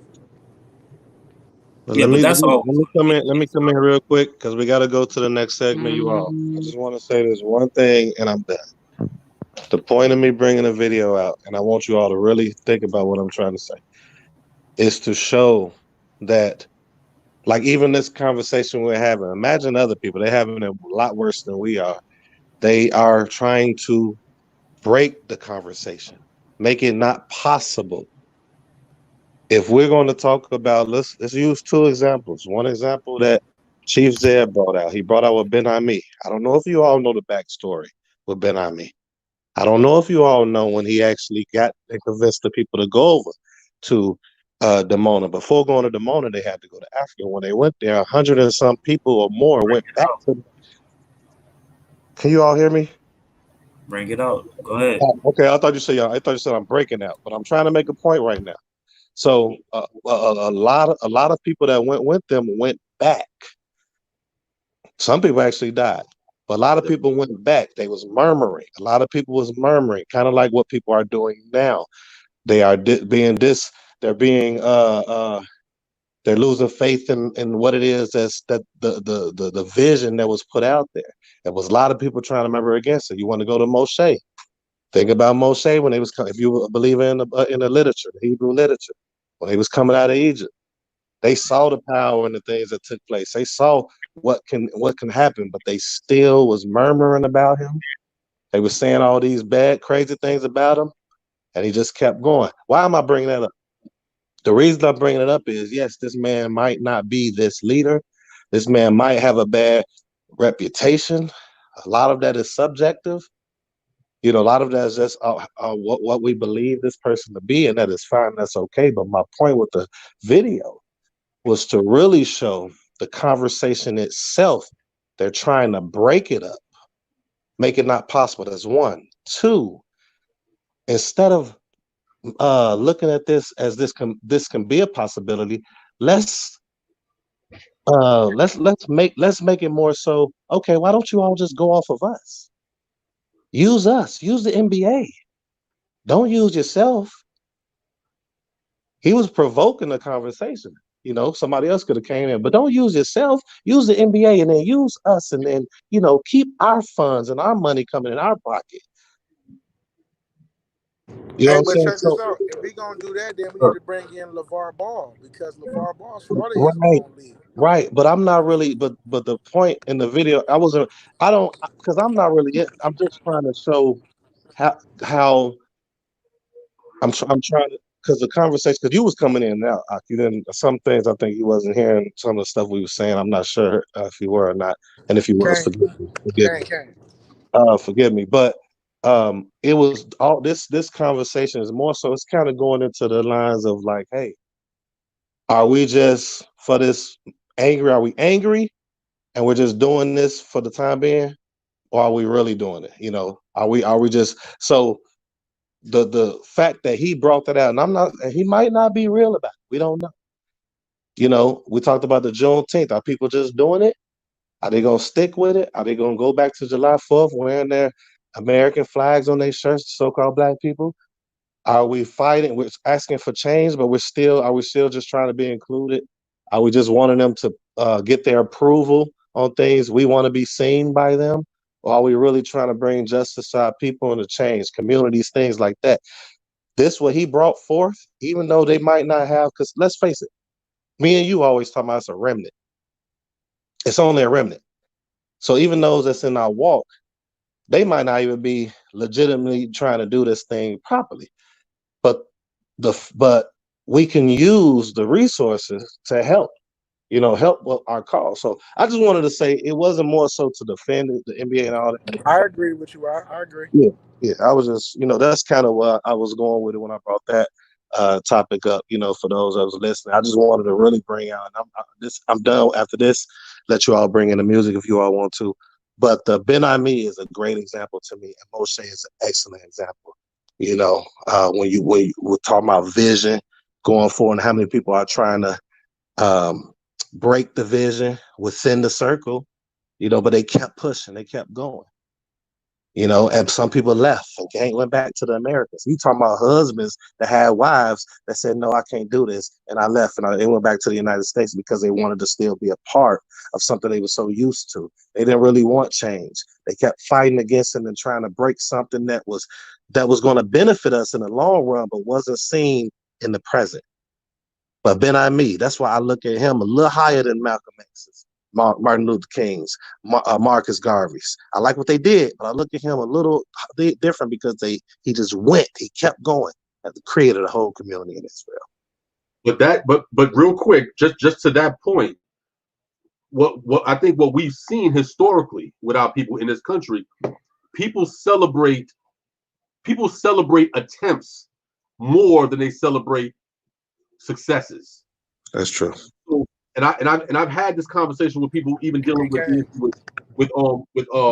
Marcus Garvey and Ben Ami. I said, it's funny when you talk about the Pan-African movement, we celebrate Marcus Garvey, what I'm saying, and extol him to the high heavens, like, yeah, the Black Star Line and back to Africa, yeah.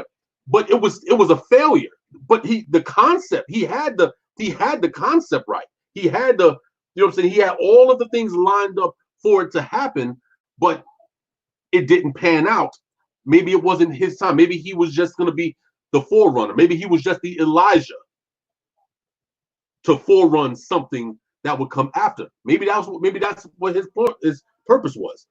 But whatever the case is, Ben Ami and the elders that went with him, Dr. Shaliach Ben Yehuda, Prince Rachamim, all of those early pioneers, they did exactly what Marcus Garvey and them before him said, but they actually succeeded. They actually left the shores of America, went into Africa, purged themselves of their negrotisms, as Ben Ami called it, and then went into the land and made some side moves or whatever like that, did what he had to do, and they transplanted themselves there. Now, whether we agree with some of the ways that he went about to do it or whatever. But the one thing that we should not do, and the Pan-African community has done this, is that they have completely eliminated Ben Ami from any discussion in history. You can't find Ben Ami in any African literature about the success of African Americans leaving the shores of captivity and going home. He's not mentioned anywhere, but he's the only one that succeeded. Right. So again, it goes back. People love to celebrate concepts and failures. Why? Because they don't have to actually go in and wholeheartedly embrace it. Why? Because, well, it was a failure. So I don't have to worry about changing anything. But when someone comes in and succeeds at it, it puts the pressure on you to say, well, what are you now doing about it? Because he already proved it can be done. What's your next move?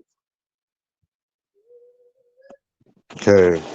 So going forward, let me ask you all a question. Would you all like to go ahead with the J. Cole, or would you all like to go into the Fishbowl Follies and I'm Not Gonna Hold You, or do all three of those and conclude the show or the episode?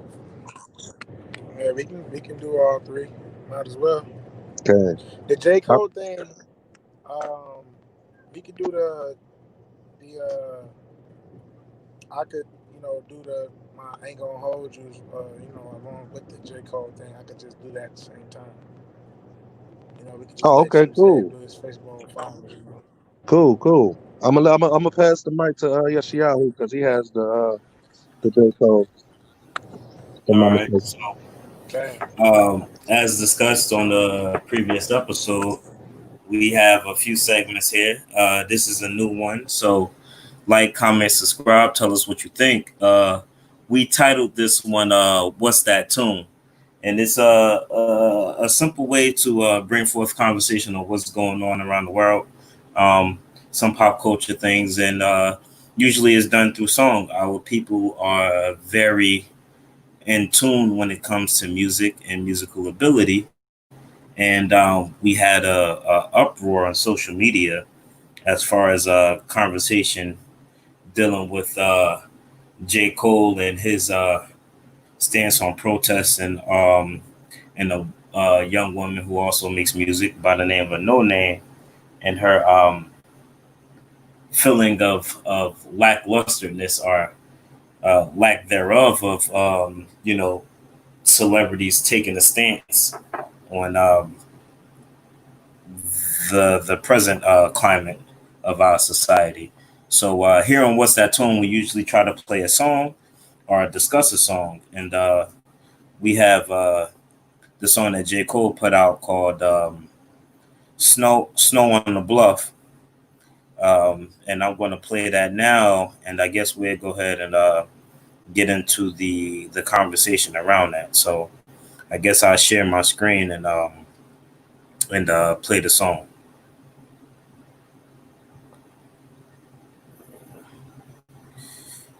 Share audio.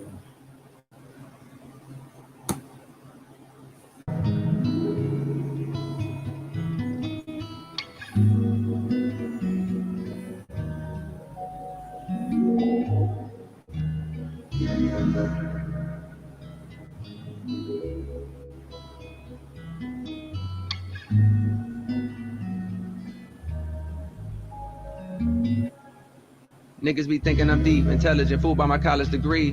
My IQ is average, there's a young lady out there, she way smarter than me. I scroll through her timeline in these wild times and I started to read. She mad at these crackers, she mad at these capitalists, mad at these murder police. She mad at my niggas, she mad at our ignorance, she wear her heart on the sleeve. She mad at the celebrities, low-key I be thinking she talking about me. Now I ain't no dummy to think I'm above criticism, so when I see something that's valid, I listen. But shit, it's something about the queen tone that's bothering me.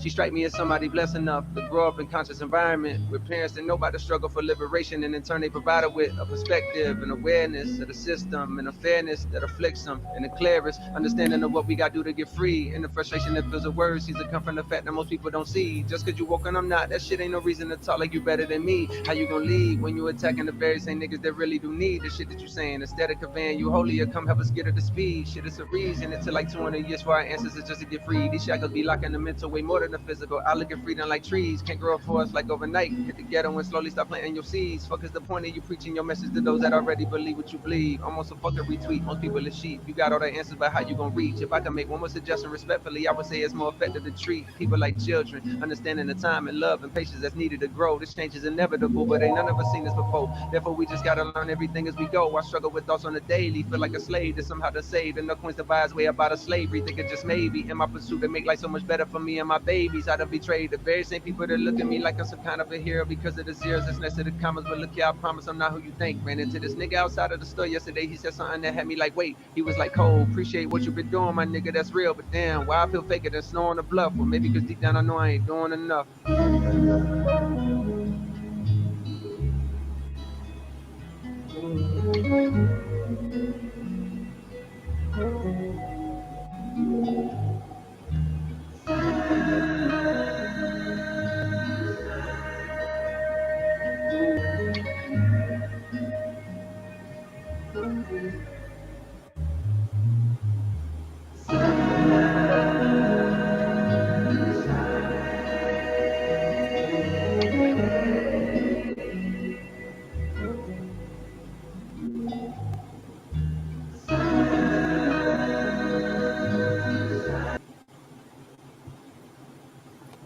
All right. Can y'all still hear me? Am I still there? Okay. Damn, we can hear you. Yes, All sir. right. So I I ain't mean, gonna hold you. That was fire, boy. yo, I mean, lyrics is dope. I guess we can crack it off with the conversation. I mean, I guess I can introduce it and we all share our thoughts, whether it been on the lyrics or the conversation around the lyrics, and I guess we'll go from there. So, uh, off the bat, man, the song was dope. I felt as though where a lot of people felt, and this goes back to the conversation we was having on Unity, which is why I kind of wanted to throw the song in with that segment of the show. But since we wound it down on time, I'll keep it real short and simple.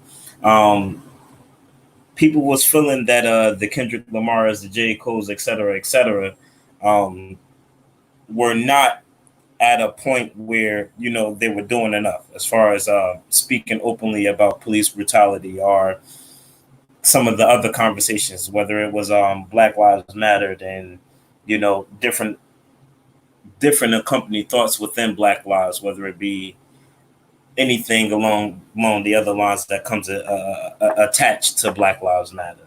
Um, its slogan and I guess its standpoint in reality. Um, in my opinion, I don't feel as though the brother missed the beat. He was out there protesting on what he felt was right, even though I have my own standpoint on where I stand with that, and we discussed that last week, so I won't go there.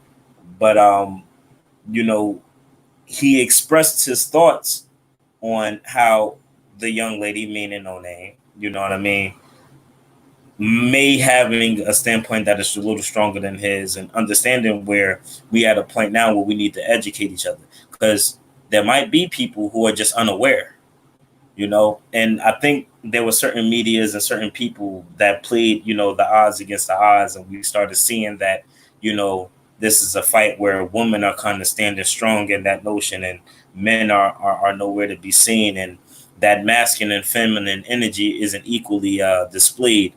And you start seeing pictures of a woman and a child standing up to fight, and you see the father absent, or you see a man and he stands alone without his community behind him. Whereas in my opinion, I think these type of pictures, I mean, they do good as far as in letting people know what the fight is, but they do a bad job at showing how we are a community and how we are connected. And that might be something that I'm missing. Maybe we're not. But whereas I said earlier, we're taking strides towards that, and I think this is good. But we need to overcome this hurdle and get to this next step. So in this song, he was able to express how there's a lot of nonsense going on, and how in some cases we need to understand that we all might not be there mentally yet. But let's take the steps and treat each other with respect and get there. You know what I mean? Whereas, and I felt as though that probably was missed throughout the conversations I was hearing about the song. I was hearing things like cancel J. Cole, cancel Kendrick Lamar. But I'm like, I believe these are people living in, as Chief says, a fishbowl mentality. They're not seeing the bigger picture. And at this point right now, I honestly feel as though we don't need representation from celebrities on the forefront. We need representation of the people on the forefront. You know what I mean? All voices need to be heard, kind of, and not so much of, because we've been down the celebrity route.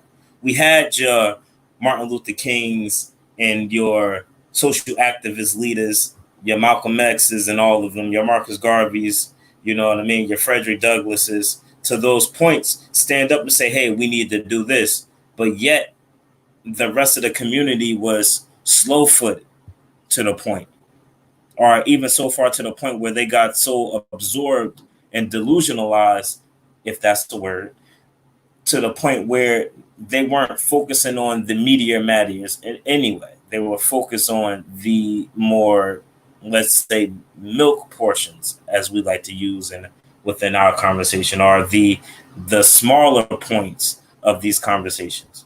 And I think we're at a point now where we just need to kind of wake up and say, okay, while we have this ability to speak and everybody is kind of woke, and that beast, that giant is up and woke, it needs to be fueled, and celebrities ain't the fuel. Maybe they could be, financially, but I mean, I'm at a point now where I'm not really trying to hear from anybody. I'm just trying to see what your actions are. If you got the bread, put your bread up. If you got the ideals, put your ideals up. If you got the solutions, speak your solutions. And let's all come together and say, this is where we're going to rock. Let's get a plan and let's operate that plan, and not just sit here and be, use another Chiefs reference, armchair activists. I'm going to go ahead and yield. The song was dope. There was a lot of bars in there that relate.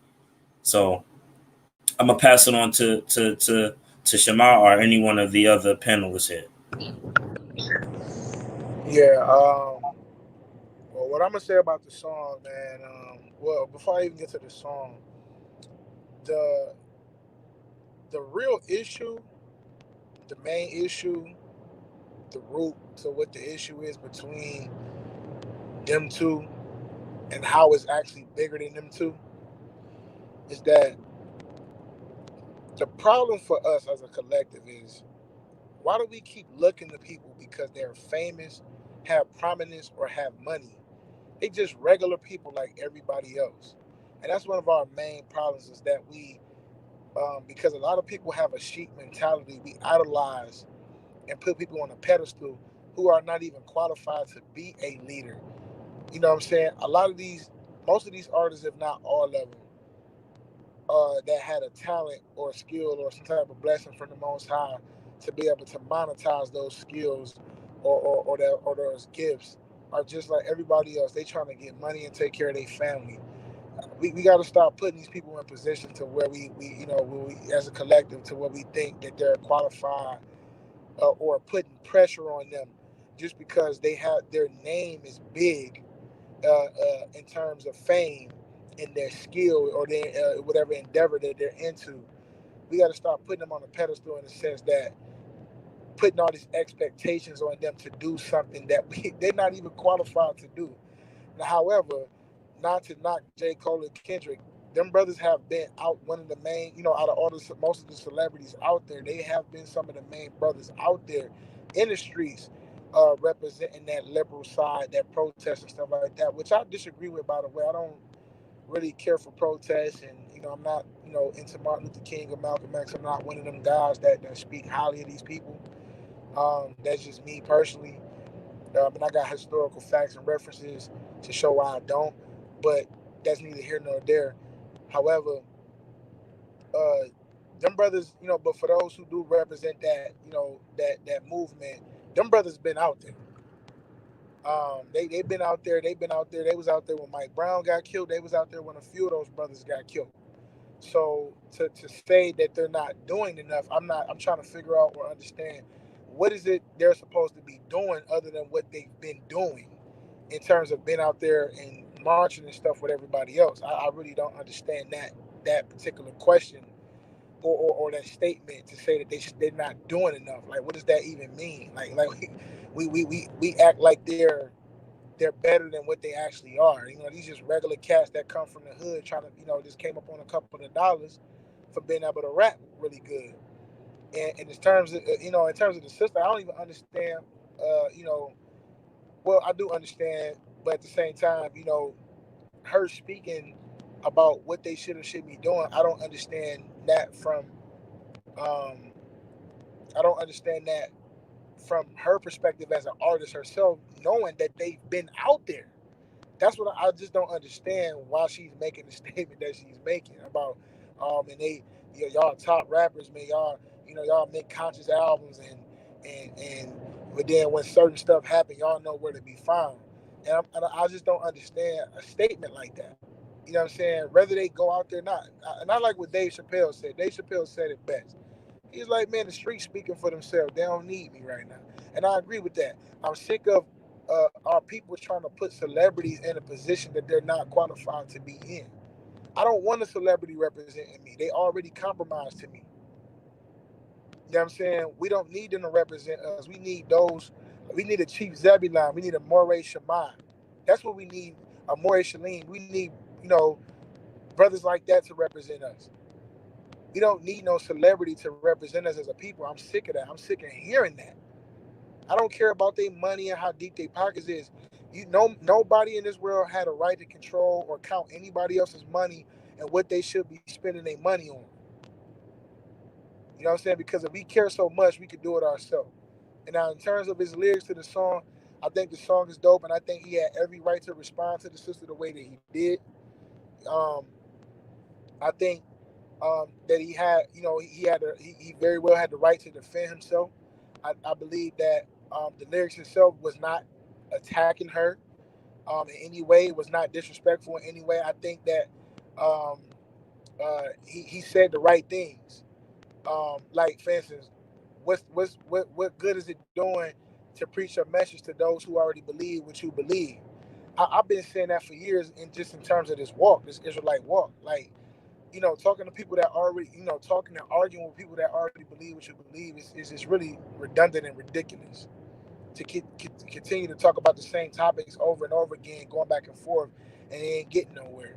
Some of the other things he brought out is about planting the seed and showing patience unto the sheep, letting the sheep or allowing the sheep to grow into who they should follow, not necessarily who they should be, but who they should follow.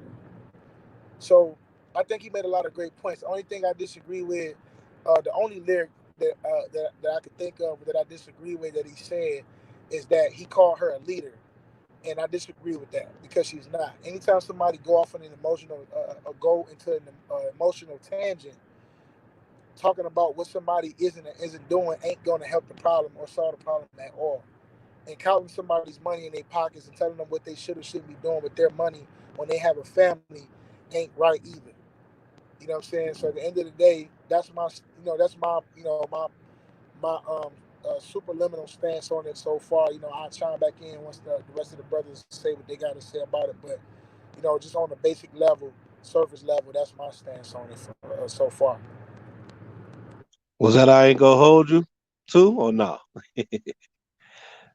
Because I ain't gonna hold you, and that's what I ain't gonna hold you on. I mean, that one was a little bit more serious, man. Some of the Yeah. other I ain't gonna hold you might be a little bit more loose, a little jokingly, but with that one right there, man, that's why I said in the beginning, I ain't gonna hold you. The song is fire. I ain't gonna hold you. The brother spoke a lot of truth in that song. I mean, sure, I'll say 99%. Only other than that whole, she's a leader, part. But I ain't gonna hold you. I think that whole thing and him defending himself from what they've been doing from that perspective, the marching thing and the protesting thing, from that perspective, I think that he's been doing all that he can do. So I ain't gonna hold you on none of that. For real, for real. Chief Zed. Okay, and I'll make this into Fishbowl Follies. Can y'all hear me? Because Yeah, we hear you good. Loud and clear. Yeah, nah, cause all right, cool. I had to switch microphones, so but yeah, listening to the song, it I mean, the song says what it says, but it made me immediately think about, again, history. It made me think about KRS-One. It made me think about Nas. It made me think about the Most Defs and the Talib Kweli's and the Dead Prez and these type of individuals, in a sense that there's like a double standard, especially when it comes to entertainers. When entertainers go out and become, I remember when who was it? I want to say Lupe Fiasco, maybe like a year or two ago. But there was some rappers who, when there was protests going on, and there was these rappers that was showing up at the protests, and they were, not signing autographs and whatnot, but they would just, had their megaphones, and they were just participating as part of a collective protest or whatever they were protesting at the particular moment.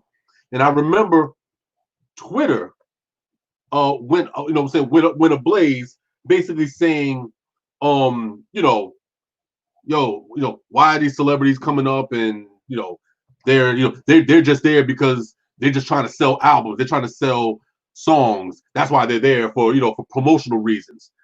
And I'm like, okay, yeah, that could definitely be, I mean, it's definitely a good ploy to boost to boost your career at that particular moment. But then I also saw situations where when artists don't show up in the public, where they don't participate in these televised or recorded situations, and what do we say to that? We say, oh, see, they just rapping, they ain't taking part in what we trying to do. So what I'm beginning to see, well, not beginning to see, what I've seen for a long time is, I think when it comes to entertainers and sports figures or whatever branch of entertainment we're talking about, I don't think we really understand or have any idea what we really expect from them. I don't think we know what we should be expecting from them. Should they be at the forefront of the movement or be in the movement? Some people will say no, but some of the very people who say no will also say, hey, if these people don't show up show up and be a part of it, oh, they didn't say anything about police brutality. How come they hadn't spoken about this? So it's like, well, do we want them to speak, or do we want them to be silent? What do we really want our quote unquote celebrities to do? Okay, good point. And I don't believe we know. Again, it goes right back to what Ben Ami once said about freedom. He said the problem with fighting for freedom in America is that as a people, we have completely forgotten why we're even, what is it that we're fighting for. So this is the reason why you can't get people on the same page when it comes to freedom fighting and protesting or whatever. Because if you take 100 people, put them in a room and ask each individual, what is it that you're fighting for? You're not going to get a consensus. Everybody has a different understanding, if we can call it an understanding, about what freedom is. No one's going to give you the same answer. Why? Because we really don't know what we were fighting for anymore. Are we fighting to live comfortably in America? Are we fighting to be away from America? Are we fighting to, like, what exactly is it that we're fighting for?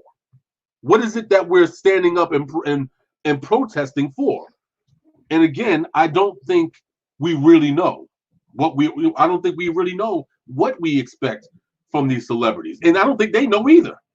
That's why J. Cole took the position that he took. Like, hey, wait a minute, I ain't no dumb nigga, whatever like that. I ain't never say I'm this or whatever, because he feels like, damn, well, what do I do?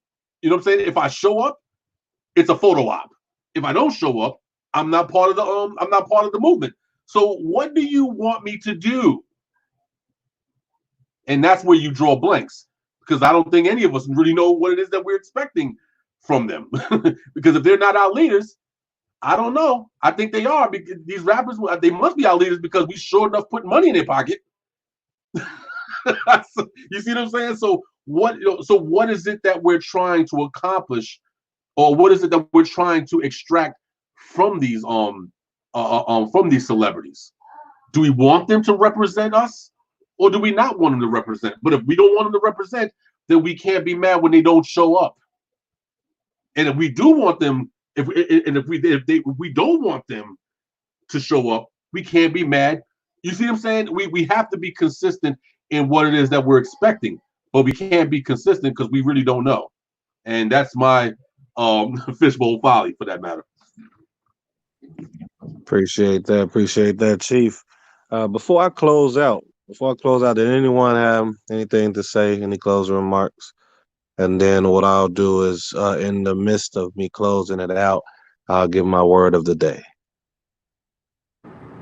Oh man, look at you, man, killing it already. Well, my close. Hey man, well, my closing statements, I'll start off by saying, all praise to the Most High, congratulating all you brothers for putting in the work and coming together and making this show possible. As we grow together and become more consistent in terms of having the signal not cut in and out, especially me, because I be having the weakest signal out here. And as we come together and make things better and bring more quality and more content to the people, man, I hope the Most High continue to bless us. And then in terms of what we've been talking about today, I hope people have taken away from what we all have had to say tonight. And I hope it was thought provoking. I hope it was something that people could take and think to themselves exactly why things are going on the way that they are. I hope that people start to realize exactly where the game is being played, where the hook, line, and sinker is at, where the bamboozle is being set up at, and start making better decisions as a collective, and continuing to expand or increase that number of the remnant. Even though a remnant is small, it's still a large number. So at the end of the day, we have to pay attention, be cognizant, be diligent, be steadfast, be focused, and especially you brothers out there, because my message is always to the brothers. I never really talk to the women. So to you brothers out there, man, you young brothers, you brothers, because I ain't nothing but 30 years old, man, but we all of us, are, even on this platform, are pretty young brothers, man. We still young men. So, to all you younger brothers that's in your late teens, your 20s, your 30s, your 40s, man. Even the elders, that's in the 50s. You know what I mean? Young elders. I mean, they even though they're in the 50s, man, they still young elders. So, to all you brothers out there, and Maureen and Chiefs and Roche and all you heads and husbands and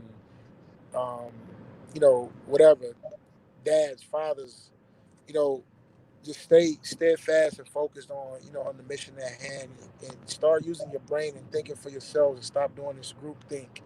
Start making better decisions, choosing who you're going to procreate with, who you're going to marry, who you're going to expand your life with, so we can start to make things a little bit better for our people as we go along. So that'd be my closing statements right there, my closing comments, whatever. Shalom to you, brothers. Shalom. All right. Shalom. All right. Man, my closing remarks are going to be pretty short, simple. I say with all things, investigate, learn, understanding, gain understanding, continue to grow, focus, be mindful of your surroundings, and be mindful of the messages that are put in from your community and from those around. Surround yourself with beautiful people. Surround yourself with positivity. You know. With those things being said, I say this. You know, it's always our mission.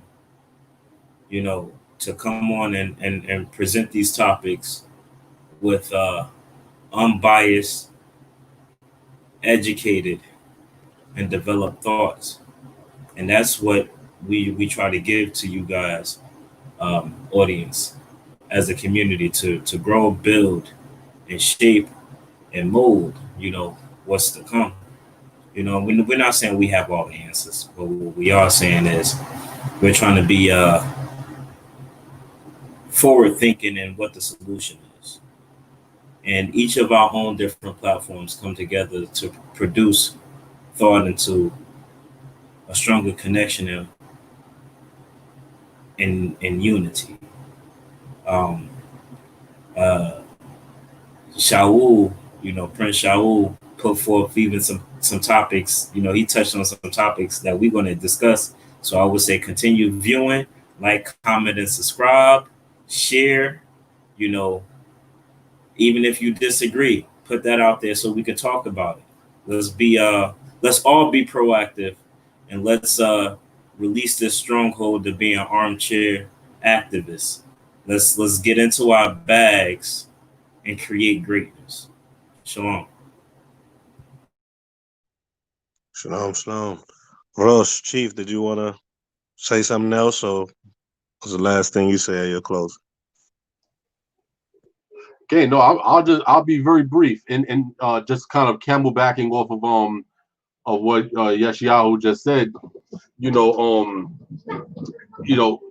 there's nothing, there's nothing wrong with being, an armchair quarterback or whatever like that. The problem with armchair quarterbacks is that they aren't, they do their work from the armchair, but they present it as if they're presenting it as if they're actually going to go out and do something actually physical or tangible. And it's like, no, that's your lane is an armchair. We all need armchair quarterbacks. I mean, think about it from a biblical standpoint. When we went out to war, you had the soldiers, the warriors, they went to war. But guess who? But who went before the warriors? The priests, the one who was carrying the ark. Mm-hmm. They're carrying the ark. Are they fighting?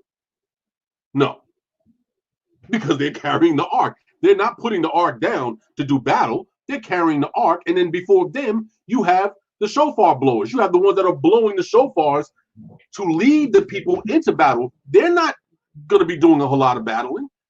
Their role is to blow the shofar, make sure that the people understand what's about to go down. So you got the shofar blowers, you got the ark carriers, then you got the warriors, and then you see what I'm saying? So my point in saying all of that is that the problem a lot of times that what we're dealing with is we're not being content with our portion. Shaul brought that forth earlier as far as everybody can't be a more. Some people have to be farmers. Some people can't be a fighter. You know what I'm saying? Some people just need to be a promoter. Promote the fight. You see what I'm saying? Everybody can't be an MJ. Some people have to be, a Pat Riley. Have to be a coach the situation. You're not a player, so go coach. I think we'll see a lot of improvement in our people, in our movement, in our respective movements when everybody begins to understand that there's nothing wrong with being in the role that you have. If your role is just someone to blow the shofar or to bring attention to an issue, that's fine. You know what I'm saying? And again, like in the case of J. Cole, maybe his role is only to blow the shofar or the microphone for that matter. You see what I'm saying? Only to put the information out there to rile the people up. And then you wait for the actual scholars and the actual the ground workers to come in and actually start doing the physical element of making certain moves. But we all need, all of these positions are needed. We need the rappers because they're the ones who communicate with, you know what I'm saying, with the urbanites. We need the scholars because these are the ones who deal with the academia. We need all of these various roles in order to have a complete successful movement. None of these movements can survive without any of these components. So with that, along with what everybody said, you know, it's just a matter of, you know, respecting what you have, whatever it is that your respective role is, and take pride in it. Do it to the, you know what I'm saying, do it to the best of your ability, because we need all of it. We need all of you. Hallelujah. Hallelujah. Before I close, I just want to appreciate Rosh, Chief Prince Zebulon. I appreciate Yeshayahu. I appreciate Prince Shaul for all the things that was said today. Uh, we had some different views, but it all lined up when you really listen back and really think about what was said. We actually were saying the same thing. And I want to read something real quick, and then I'm going to give you the word of the day, and then I'll be done. The last thing he just brought out, he showed different important roles. Different important roles. When I say the foundation of community is man and woman, we have our roles. The problem of failure within it is because we don't know how to operate within our roles. When we think of businesses, when they fail, a lot of times it's because of the roles not being properly operated. When you think of like a language in our community, we had some people that brought out Lashawan Chadash, a different dialect of the Hebrew language. The only reason it did not continue is because people were probably fighting within their roles and doctrine. You know, I want to read something. I shared this the other day. It's a she's an author. You know, just like Chief Zebulon and myself. I'm trying to get on their level. They actually wrote more books than I have. Chief Zeb 15. And I think That's a lie. 16 or something like that. And she's up there. She probably got 4 or 5 books. So I got one of her books. But she wrote this. She said, "A woman who thinks like a man and acts like a lady is doing just that, acting. Her acting may seem that of a feminine woman, but behind her acting is masculine intent.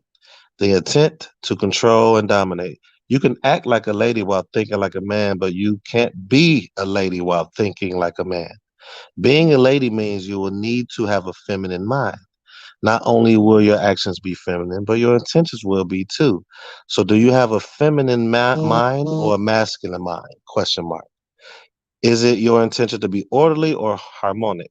Or is it to rule and be dominant? However you think, that will be the driving force behind your intentions. What is my point in doing that? I'm bringing that out. She's showing a difference in role, different in, um, um, I would say, the essence of a woman, the essence of a man. Well, more, I'm about to say emotionally. Gotta give him a call tomorrow.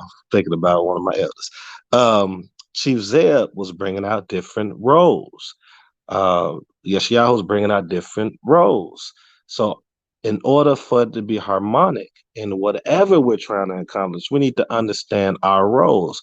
Last thing I'm gonna say, as far as this part, I love how Saul actually brought this out. It might have seemed like we was going neck and neck, but we weren't. When he was saying about Kyrie Irving. Kyrie Irving might not be a good leader. I don't know. He has the funds, and like he said, who's to know how he would have been with his funds? Would he be able to allow somebody else to be the leader? Will he keep his word about, hey, I'm just gonna fund you, but I'm gonna let y'all do what y'all do? Or is he gonna step in and go against his word and don't have integrity on that? You know, so I'm in a complete agreement with him. We need those with good integrity, character, and leadership skills. So with that, the word of the day, last week was kehilah, which was community. Last week, the word of the day in Hebrew was kehilah, which is community. Today, the word of the day is achat, which is unity. Community, kehilah, unity, achat, or one. And community simply means a common unity. A common unity has to have a commonality that is going to benefit the people all together. And we have to be united and stand and strong within that commonality. We can't allow it to break. Like I brought out with the language Lashwan Kadash, a dialect of Hebrew that was for the people in our community. They allowed it to break. If they didn't allow it to break, man, there's no telling what we would have. I would be speaking that dialect. I mean, I know it a little bit, but I would be bad, you know? So my point is, I brought up that word of the day last week, Kehilah, community. Today is Echad, unity, common unity. And with that, I yield. We appreciate all of you that tuned in today. We hope it was something that was said and brought out by each of us individually and collectively as well. And we hope to see you all next week. If you have any questions directly that you want to say to us, you can find us on Facebook, a group. Facebook is the Masada Watchmen. Our email is TheMasadaWatchmen@gmail.com. And you can follow us on Twitter at twitter.com/Masada Watchmen. And also you can find us on blackjunction.com/the Masada Watchmen. We have a group there as well. Did I leave anything out, fellas? Everything good? And you forgot to say that this is Chief Zed, Morey Shema, Yeshayahu, and Shaul, and we are The Masada Watchmen. the Masada Watchmen. Hallelujah. Man, y'all boys is slow. Let me stop. Now you break it up. Hallelujah, hallelujah. We gonna get it together. Hey, no, I'm playing, man. We gonna get it together, man. We gotta get that. We gotta get that in sync though, to where we all say it together, though. All right, everyone. You have a wonderful night. May the Most High protect and keep you all covered along with your family. Shalom, shalom. Okay. Hallelujah. Shalom, shalom. Shalom.